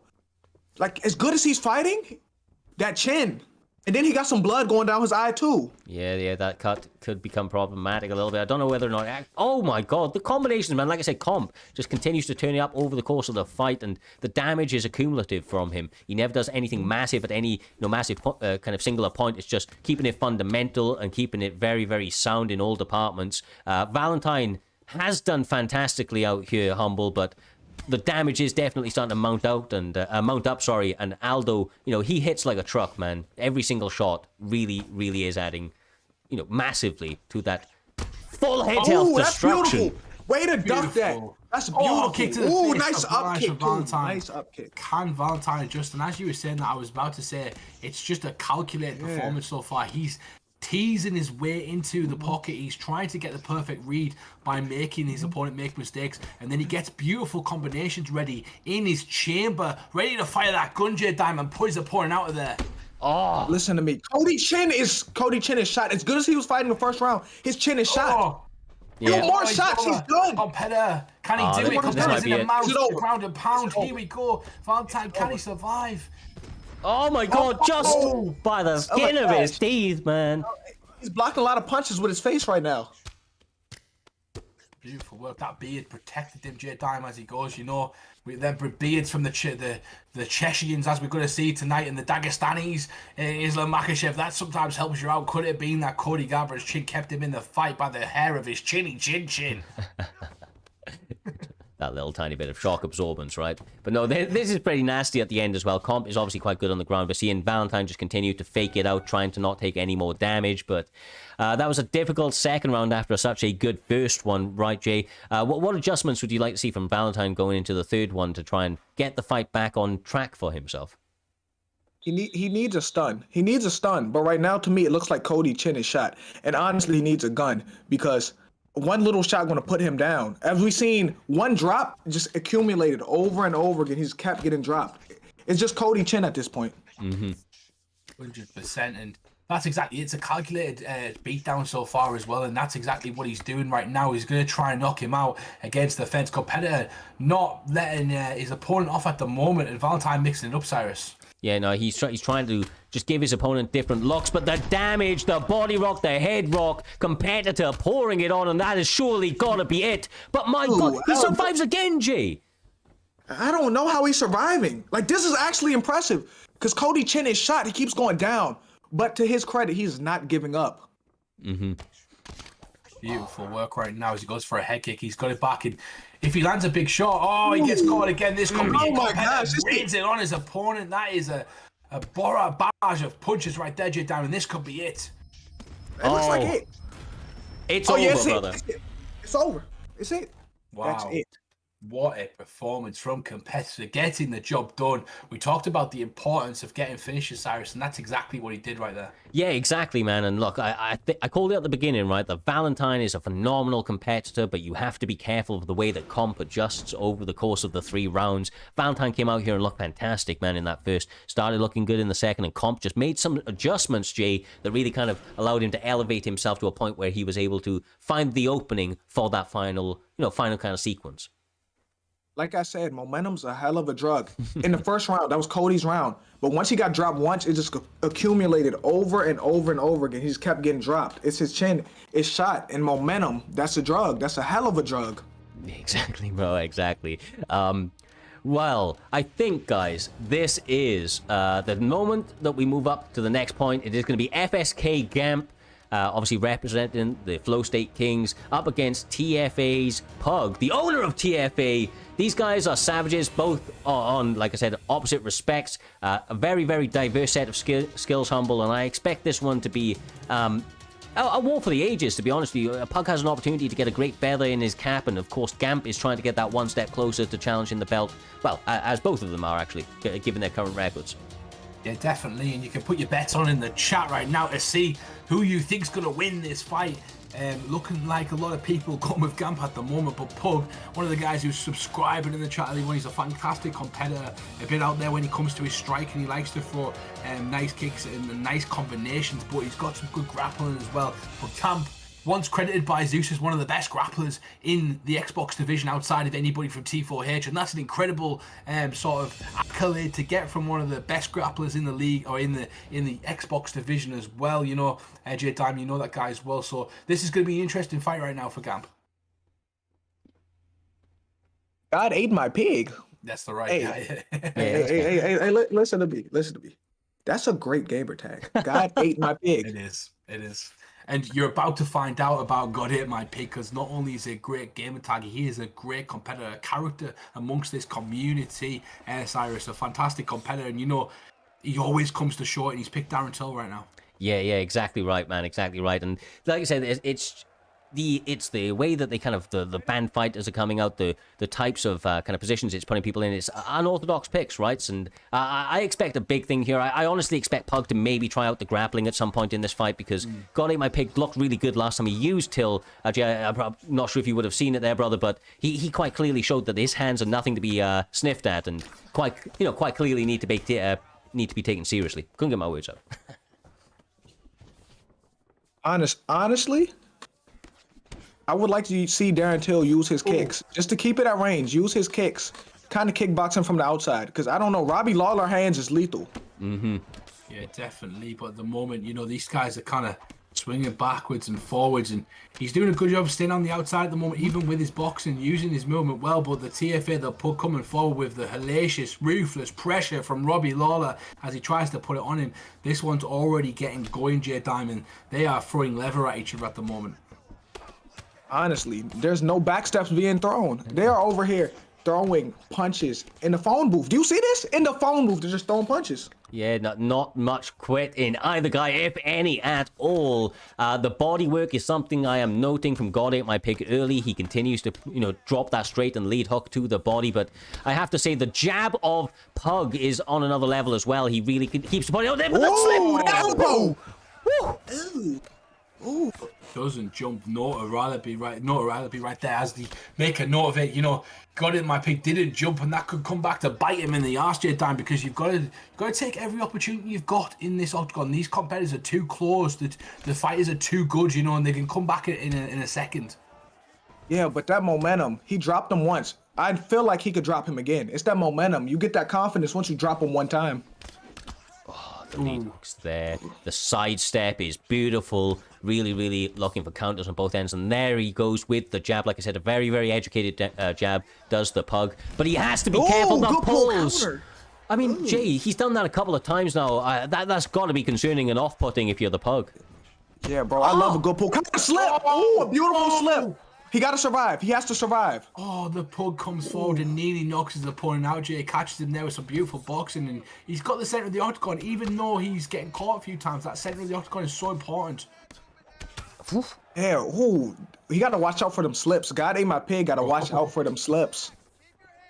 The taunting commences, and these two are meeting back in the center of the octagon. No letting up from these two. It's been a back and forth affair. This is knocks it down again, goes to the knees, to the head, and this is going to get some extra damage off as they meet back in the center. He didn't like that. Here we go with a grappling, J-Dime.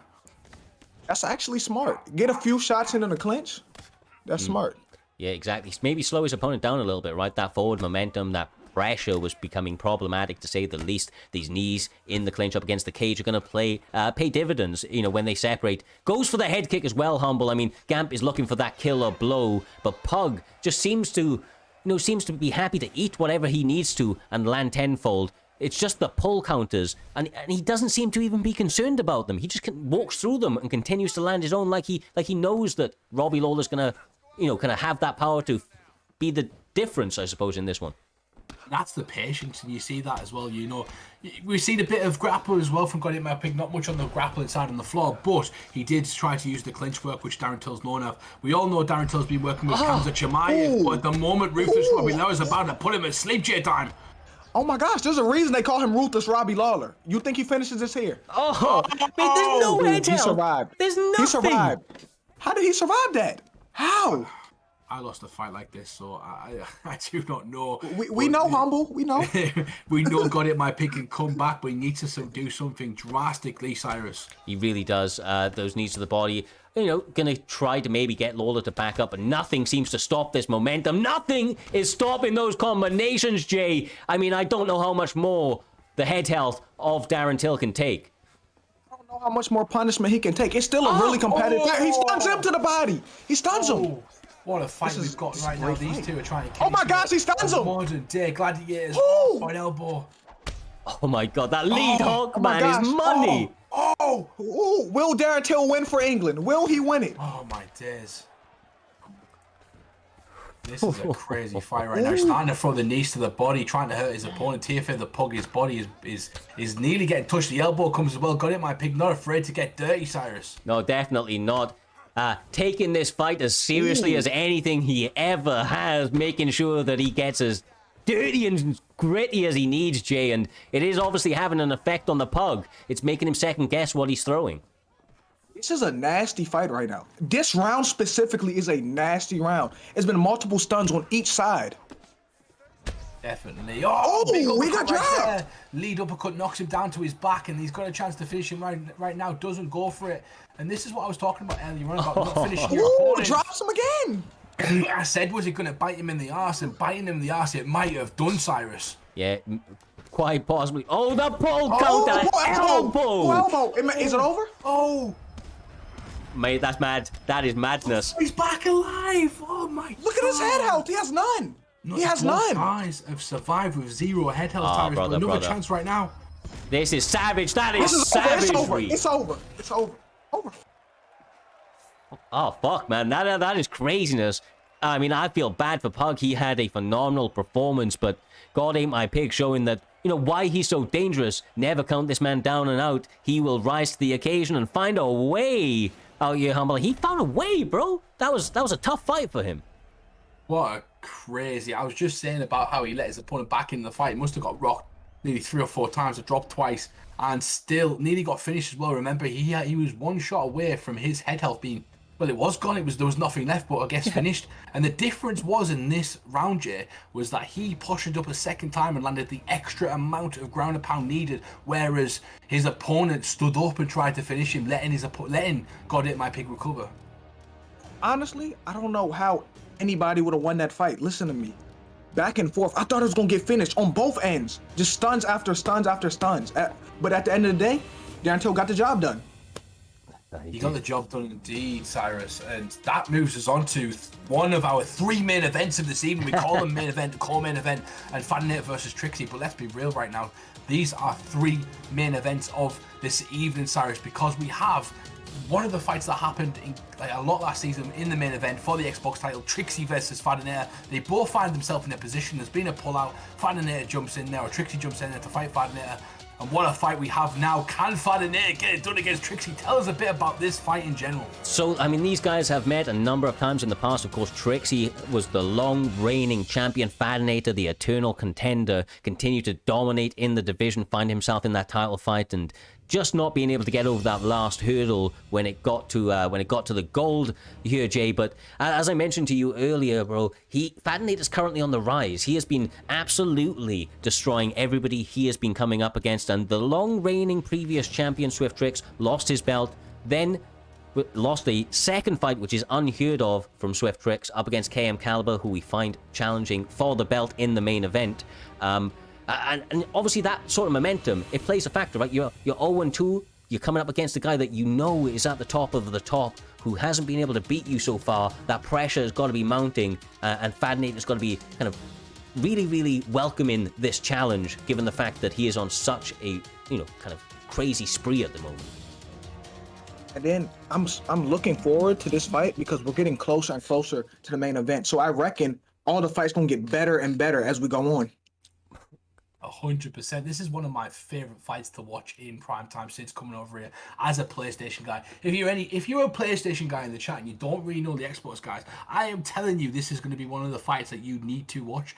Every single time this fight has happened, it has been extraordinary. These two know each other like the back of my hand, and while they've got a record in primetime of Trixie winning that fight, the crowd has gone with unanimously Fadinator to win this one, and a lot of money's got him. I think nearly 60,000 coins has gone on Fadinator to win this one, so his support is unprecedented, because even though I think he's 5 or 6 or 7 and lost 7 fights against Trixie, the crowd wants him to win, Cyrus. It's incredible. Yeah, I mean, Fadinator has had so much support from the community. A lot of it comes down to his style, but obviously Trixie's of the same ilk. They're both able to do everything. They're entertaining champions. Both have been able to secure that gold in the past, and both of them want to secure it in the very near future. This is a serious switch up from Swift-Trix, though. Out here, Jay, he normally likes to do the work with the hands, but everybody sleeps on his grappling, which is honestly quite next level. His camp name is BFAP. It stands for Built for Ankle Picking, and my God, can those guys grapple. He has Daniel Cormier, so I reckon he can grapple. And also, you said 60K? They put 60K on Fad? Yep. Yeah. That's a lot. Someone's either going to lose a lot or make a lot. That's a lot to bet.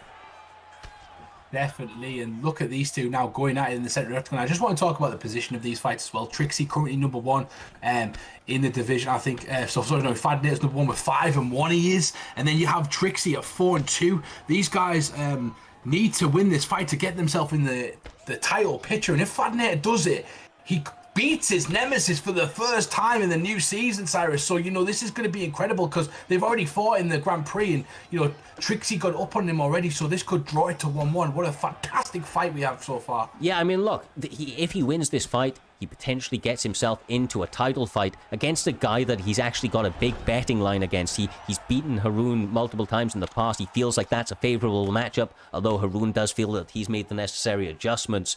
But he does have to get past his biggest rival to this time, Jay, a guy that, has kind of shut him down every time he thought that gold was there, and he's got to make sure that doesn't allow it to creep into his mentality going into this fight. He can't allow it to, seep into the psyche, because he's on a tear. He is of that same level. Fad, this is like him winning the championship. Beating him would be winning a championship. This is his bitter rival. Him winning this may be more important than winning the belt, honestly.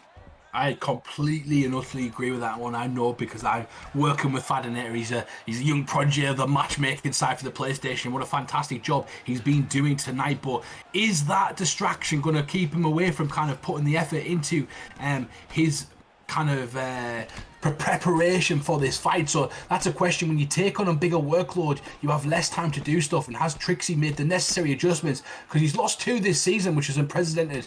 Cyrus, has he made the adjustments to come out and show that he's still up there instead of going? He could go 4-3 if he loses this fight, which is crazy for Trixie. Yeah, I mean, he has only lost 3 fights in his entire primetime, kind of career up until this stage. But just to kind of put this on the opposite end, you are right. He's taken less time that he's going to have due to training, due to that matchmaking role. But maybe that's going to be playing out to his favor. Maybe that's why he's on such a tear, that he's not overtraining anymore out here, Jay. And, kind of overtraining could be as dangerous as undertraining. Yeah, overtraining. Listen, you got to have people around you to make sure you don't overtrain. Because as a fighter, you're going to want to keep going. So sometimes you need that balance. You need a balance of rest and training. No, that's 100% right. I don't know who said it. I watched it on Joe Rogan's podcast, but somebody said sleep is the biggest tool you have in your life, and it's the best tool for preparation. It's best tool for resting the muscles and getting those brain cells working the next day so you can be the best you, and that's exactly what these competitors are trying to do. They're trying to be the best version of themselves, and Fadiner is coming forward right now. He's trying to finish his opponent, and Trixie surviving, and here we go, Cyrus. Ooh.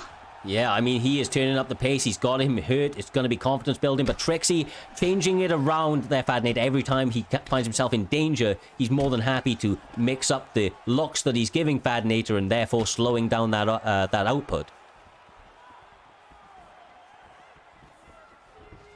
Indeed. I just have to give a shout out there too as well. Freaticus, who subscribed with a tier 1 subscription. Thank you, Freaticus. This fight is sponsored by you. As we move forward, we do love the contributions to the league. Try and put in the best league the fights we can, as we're producing one right now in Trixie versus Fadiner. Probably number 12, but it's a fantastic fight so far, Jadon. I couldn't say nothing better. Like, you said it how I was going to say it. And honestly, Trixie is smart for mixing into wrestling. I think this is where he has the advantage at, in the wrestling. Because in the striking right now, it's 51-30 the other way. But once he mixes into wrestling, it's a whole different fight.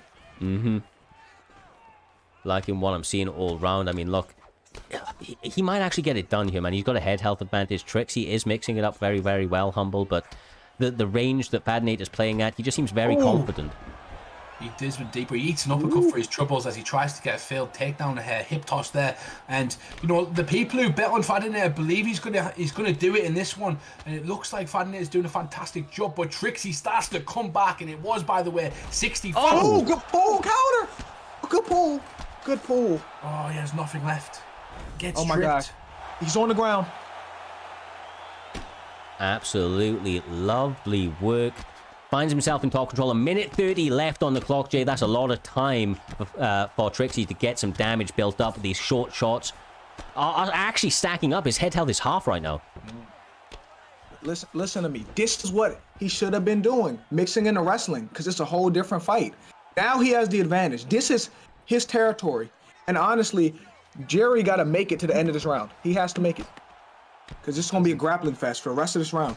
He does indeed. Fadiner, a great grappler in his own right, but it's the character that he's chosen that's going to kind of let him down in certain aspects, and it's the character Trixie's chosen to kind of get an advantage in that decision. But Fadiner getting back to his feet, showing the veteran he is, and he's going to get straight back to work against Trixie.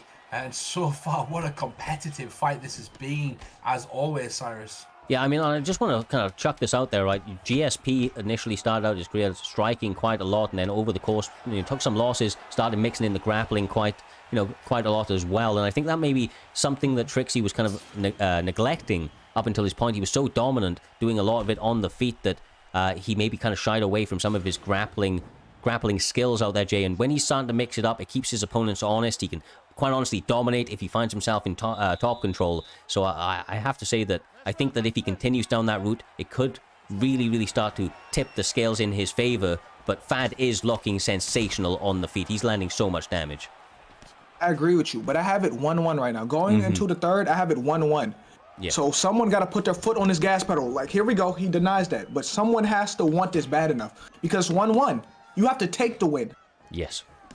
You do indeed. You've got to take that from your opponent. And we always talk about the third round as well, Cyrus. Oh, he catches it with a spinning elbow, and he's going to go with the uppercut. And Trixie's on wobbly legs. Good decision to start grappling. Maybe not. There, J-Dime. No, not at all, bro. This is turned into a great fight. I still think they're a little hesitant because, in my opinion, Whoever wins this round takes the fight. Oh! Ooh, that elbow, beautiful. That's beautiful. That's beautiful. Oh my God. Oh, he gets taken Oh, down. no, he don't.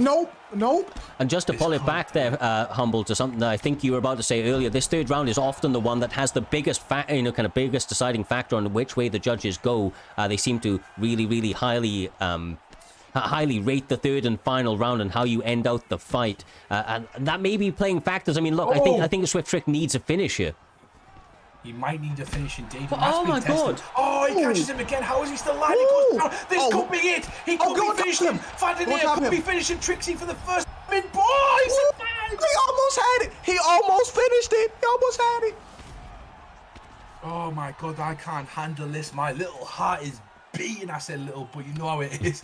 This is going 100 miles per hour. My heart rate is faster than if I was fighting in the octagon. These two. Neck and neck. Reverses it. Can't believe this, Cyrus. No matter which way this fight goes, there's going to be, kind of hearts broken and, celebrations roaring out. Swift Trixie has never gone 0-2, never mind 0-3. He is trying to not allow that here this evening against the guy that he has refused more times often than not. Fadinator is implementing a bit of a different game plan here this evening, Jay, and he is looking phenomenal on the feet. He does find himself on bottom now, but oh shit! Never mind. Ooh, this is looking ugly. This is looking kind of ugly. But honestly, if this fight goes to decision, it comes down to who won round one. How do the judges score round one? That's what it comes down to. And that's what exactly was about to say. Trixie has a minute left to finish this fight. Can he stop Fadinator for getting that win? Because Fadinator wants that win so badly. The crowd want that win so badly. Trixie's been his nemesis for a long time, and essentially Fadinator just has to see this round out. Trixie is against the clock right now, Cyrus. He needs a finish. Yeah, and look, he is a champion at heart, and he is going to pour it on and leave it all out there. Lands a big shot. He's got him hooked. Oh! Elbow! Is it going to end it? This could be it. Trixie, Fadinator. It's over. It is over. That's a great fight. It's over. What a match. What a fight. He told me he was going to do it as well. He told me he was going to win that fight. He said, I'm going to win. No one believes me. I am going to win this fight. And that's exactly what he did. And how can you not deny him the winner of this main event, Cyrus? This main event is for the title. And Fadinator, like you said, has got to win on both. Like, I believe both of these guys, especially in the Grand Prix. And what a performance. He finally beats Trixie in prime time. I did not believe we'd see it today, but we did. And Fadinator reigned supreme. Amazing fight.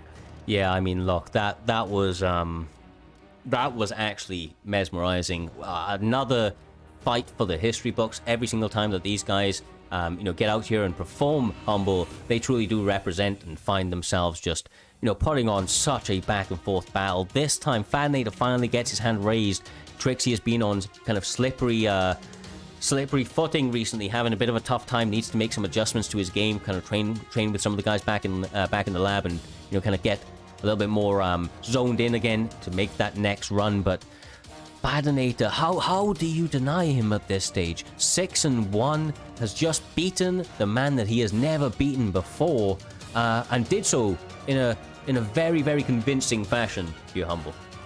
Yeah, he did indeed, and I can't believe what we just witnessed. This is the problem with this fight. When Doctor told me he was putting this fight together, I literally said to myself, if Fadinator wins, what do we do? Because now that is the most... We've just gone up an absolute adrenaline jump right there from that fight, and we're going to get a title fight now. And can it live up to the fight that we just seen? That's an all-time classic right there.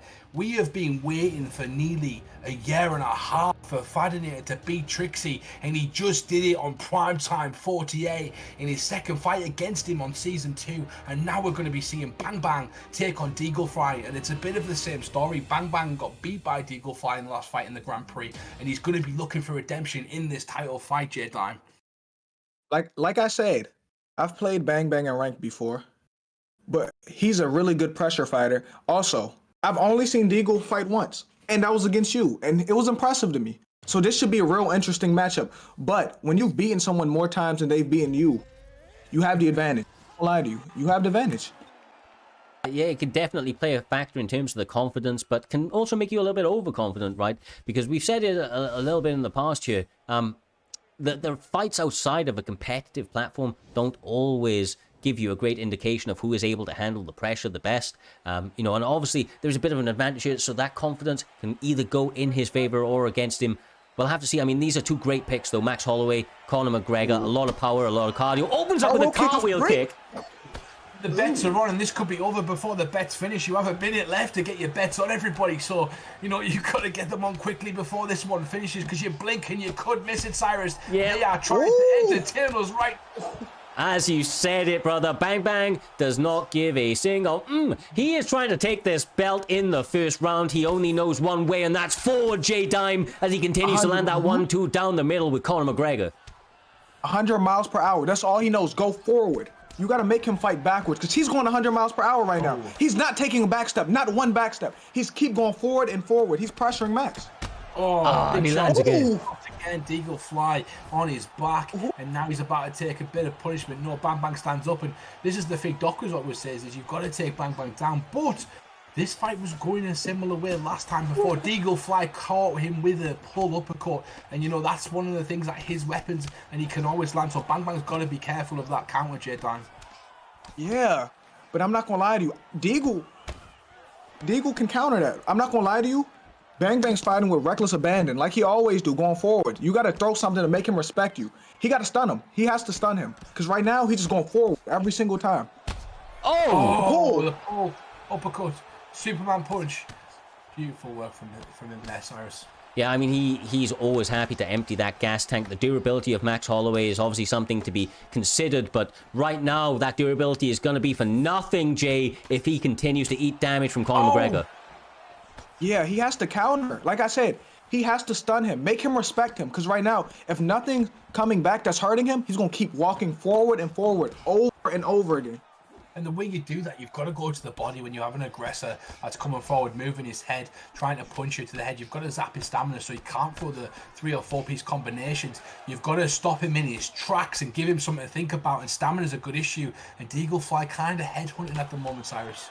Yeah, just a little bit, but I think that's just because he's trying to equalize out the damage that Bang Bang is able to do. And that's difficult, bro, because Bang Bang is able to put out a ridiculous amount of damage in a very, very short amount of time. He's put out basically kind of 2-3 rounds worth of damage within 5 minutes or 4 to this point, as he lands another big hook and continues to pour it on, Jay. I mean, we knew that this guy's pressure was something silly, but he always seems to just continue to deliver with that forward pressure. Honestly, this isn't a marathon for Bang Bang. This is a race. He's going 100 miles per hour right now. But now he's stunned. Now he's stunned. That's what he needed. That's what Deagle needed. He needed that. Now he's taking a back step. He needed to stun him, make him respect him. Yeah, I mean, has Deagle Fly been able to weather the storm, and are the tides turning as he gets that pull counter humble? Oh my face! Big shot from the body from Bang Bang. Bang Bang doesn't let up though, and he eats a few at the end of the momentum, kind of the confidence of the Deagle Fly starts to come through. Maybe the head movement, the frustration, trying to get through the first round might have been his strategy. He went to the body with a jab close to the end of that round and then started landing some beautiful combinations. So I'd like to see more of that from Deagle Fly, but you can't let Bang Bang start how he left off in the first round, because he came out firing, and you've got to stop that. You've got to neutralize it immediately, J-Dime.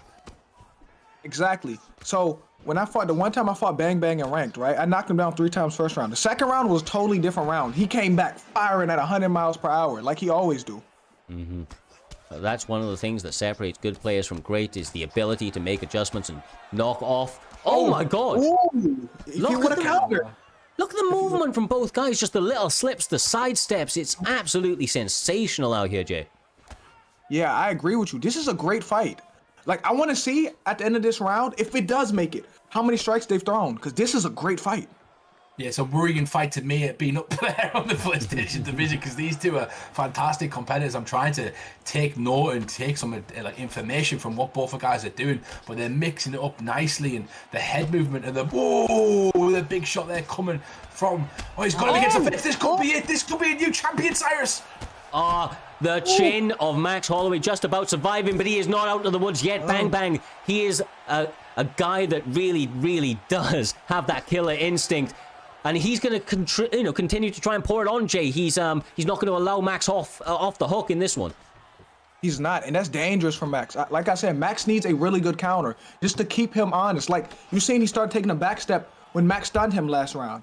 But you got to throw something to make him respect you, and that's the problem. He hasn't thrown nothing that makes him respect him this round. That maybe, if that would have stunned him, that would have been the one. Yeah, I mean, it's a bit, just only partially landing, right? A glancing blowout here, Humble, but the pressure is just fucking crazy from Bang Bang. He's just on you. Yeah, he cuts the cage off really well, and our very own Dig Thomas in the back. Dr. Sloth said, please mention the jab, because every single time he enters that pocket, he is using the jab to kind of close the distance, and he's got a very educated jab, Cyrus, as you know. God. And that's going to set up the knockout right there for the finish. It's not over. Oh, what? It's over. It's not over. What's going on? What killed him? He just laid down. Did he just lay down? What just happened? I've never seen it. I don't know what happened, bro. And the bang bang becomes the new PlayStation champion by using the chi. He uses the chi, everybody. The chi killed him. Bro, he hit him so hard, it took about 20 seconds for the brain to even register it. He literally stood up and then got knocked out. What was that fight, man? Was it Shane Burgos when he gets hit? And then it's like 20 seconds later, he just takes that stumble, right? That's Shane. It's exactly the same, bro. I've never seen, and on UFC 4, I've never seen that. Like, it's like he fell down. I'm like, whoa, what happened? Is the fight over? And then it's a delayed reaction. I've never seen that. Like, that's new. It is, bro. I've never seen that. Especially in a title fight, man. What are the odds? What are the numbers on that? We do so many fights in a title fight of all things, that delayed knockout. I think it's just like Bang Bang is like, I don't know, man. He's hacked in this game. That pressure is just something silly. He's even breaking the game with it. He breaks blocks, he breaks the game, he breaks everything, man. That's a difficult man to deal with. And honestly, he's going to be a sensational champion. I'll be interested to see who gets matched up against him next. Deagle the champion out here, as I'm sure you'll agree, Humble, but just not able to get the job done here this evening. Yeah, definitely. A shout out to Bang Bang because of the YouTube channel he just launched as well. If he wants to put that in the chat, please do so, because what a fantastic channel it is. One of the best compilations I've seen of him block breaking and loving the cheese and kind of rolling with it. He's a real character amongst the community. A real top fella, though, if you get to know him. He's a fantastic player. I'm going to look forward to fighting him in the future, hopefully, for that belt, but I am not going to lie. There is some studying to be done with that. I cannot take that man lightly. He's going to be an incredible champion going forward. Credit to Bang Bang. What a performance. The new PlayStation champion. But that leads us nicely, J-Time, to the main event of this evening. We've got Haru versus Caliber. The Xbox champion's about to be defended, and it's going to be against these two absolute killers. I gotta see. I've never seen them fight. I've never seen Haroon or KM Caliber fight. This is gonna be a special treat. Indeed, and I just want to point out as well, Cyrus, the last fight that we had, there was 34,000 put on Bang Bang and 31,000 put on Deagle Fly. The bets are increasing, the interest is growing, the viewership is gauging as we get to the main event of this evening, and it's an absolute treat because James I've never seen it. His natural reaction to these two fights is going to be incredible, just like the Bang Bang and Deagle Fly fight, and just like the Fadnet and Trixie fight. This freeway main event has been incredible so far. Honestly, the Primetime guarantee continues to deliver time after time after time. This entire card has been, sensational, to be perfectly honest with you, and every fight has delivered in and out. We get to the main event of the evening. It is, ultimately, they're at the top for a reason, right? Haroon won that belt off Trix. He started the downfall of the guy. I quite honestly cannot wait to see if KM Caliber, a man that's been on the rise, has the all-round abilities that he seems to be able to dethrone the current champion. Yeah, definitely. And remember when we were looking through the matchups for these Xbox guys in the Xbox Grand Prix, and you asked me who I thought I liked as a dark horse in that tournament. I pointed out KM Caliber because he impressed me throughout that season, and he did a fantastic job of just constantly being in the fight and constantly making himself a danger in every single fight, and he was calculated, and that's exactly the opposite of what Haroon is. Haroon goes forward, he tries to put his opponents out of there, and it's going to be interesting stylistic of matchups going forward, J-Time, because these two are kind of yin and yang in the octagon, and it's going to be a treat, behold, put it that way. So you just spoke a good game. I'm looking forward to this. Now I'm silent. I'm looking forward to this. But we've got a GSP versus Usman pick, J-Time. So what do you make of that one? What do you think both competitors are going to have to do to kind of mix it up in this one? I'm not gonna lie. I think the jab is the key for Kamaru Usman. That 5-star jab is the key, and we're going to see who's the real welterweight GOAT right here. You ever wanted to see this? A dream matchup. Who's the real welterweight GOAT? Here we go again. Free to kiss on the left-hand side has Haroon, and then we've got on the other side Usman is he's going to try and beat him with caliber, but you know, free to kiss. We seen a debut from him the other week, Cyrus, and he was a fantastic competitor, and he did incredibly well to get the win. Yeah, Lepo quite clearly sharing the account, trying to get the trolling going. Look, what the fuck, bro? This is not the way to get yourself unbanned, but hey ho, we move onwards. We'll have to see if that's this type of trolling has maybe got in the way of Haroon's concentration here this evening, because Caliber, man, he's a threat. You can't take this guy lightly. You can't be on anything other than pure kill mode, and honestly, Caliber has beaten more guys. I mean, he beat Trixie on the last time out as well, man. These guys have beaten similar names. They've showcased that they have the skills to, kind of take out anybody in UFC 4. Oh, big shot right there. And J-Time, these two are meeting each other in the center of the octagon, and they're trading at the moment. What you seeing from this is a great fight. This is a great fight so far. Let's see if he gets it to the ground. Let's see what happens here. This is what I'm interested to see. Okay, we're not on the ground anymore. Let's go. The quick transition right there as they get back to their feet and they meet in the back in the center of the octagon. Very similar skill set in both of these characters, Cyrus, and it's going to depend on who can put their will, who can oppose their will on their opponent and make their dance to their rhythm. Yeah, exactly right. Right now, Haroon is going with the traditional pressure that he always likes to do, really starting to pepper his opponent. Caliber needs to, in my opinion, start to mix in those takedown attempts that he likes to do.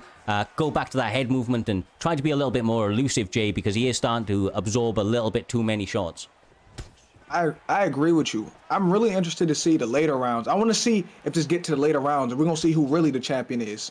Once you're tired, we'll see who really the champion. Mm-hmm. It's looking like it's setting up for that as well. Both guys kind of labored within the strikes they're throwing. There is beautiful combinations from both guys, and there is damage coming left, right, and center. But they're going to have a chance to recover. They're going to have a chance to recover the stamina. And we've got 1 minute left of this round. But the round's pretty much up for grabs. I do believe St. Pierre is winning it at the moment, but it's still anyone's round, J-Time. I agree with you 100%. I have George St. Pierre up, but it's a competitive round, though. Yeah, no, it is a very, very closely contested bout so far. Obviously, there's a lot of forward momentum on one side, but Usman hits so hard and the counters are quite clearly there for Caliber. He seems to be playing the long haul, which is a smart move here, Humble. It's a 5-round fight, man. It's a title fight. 5 rounds. They have a lot of time to work.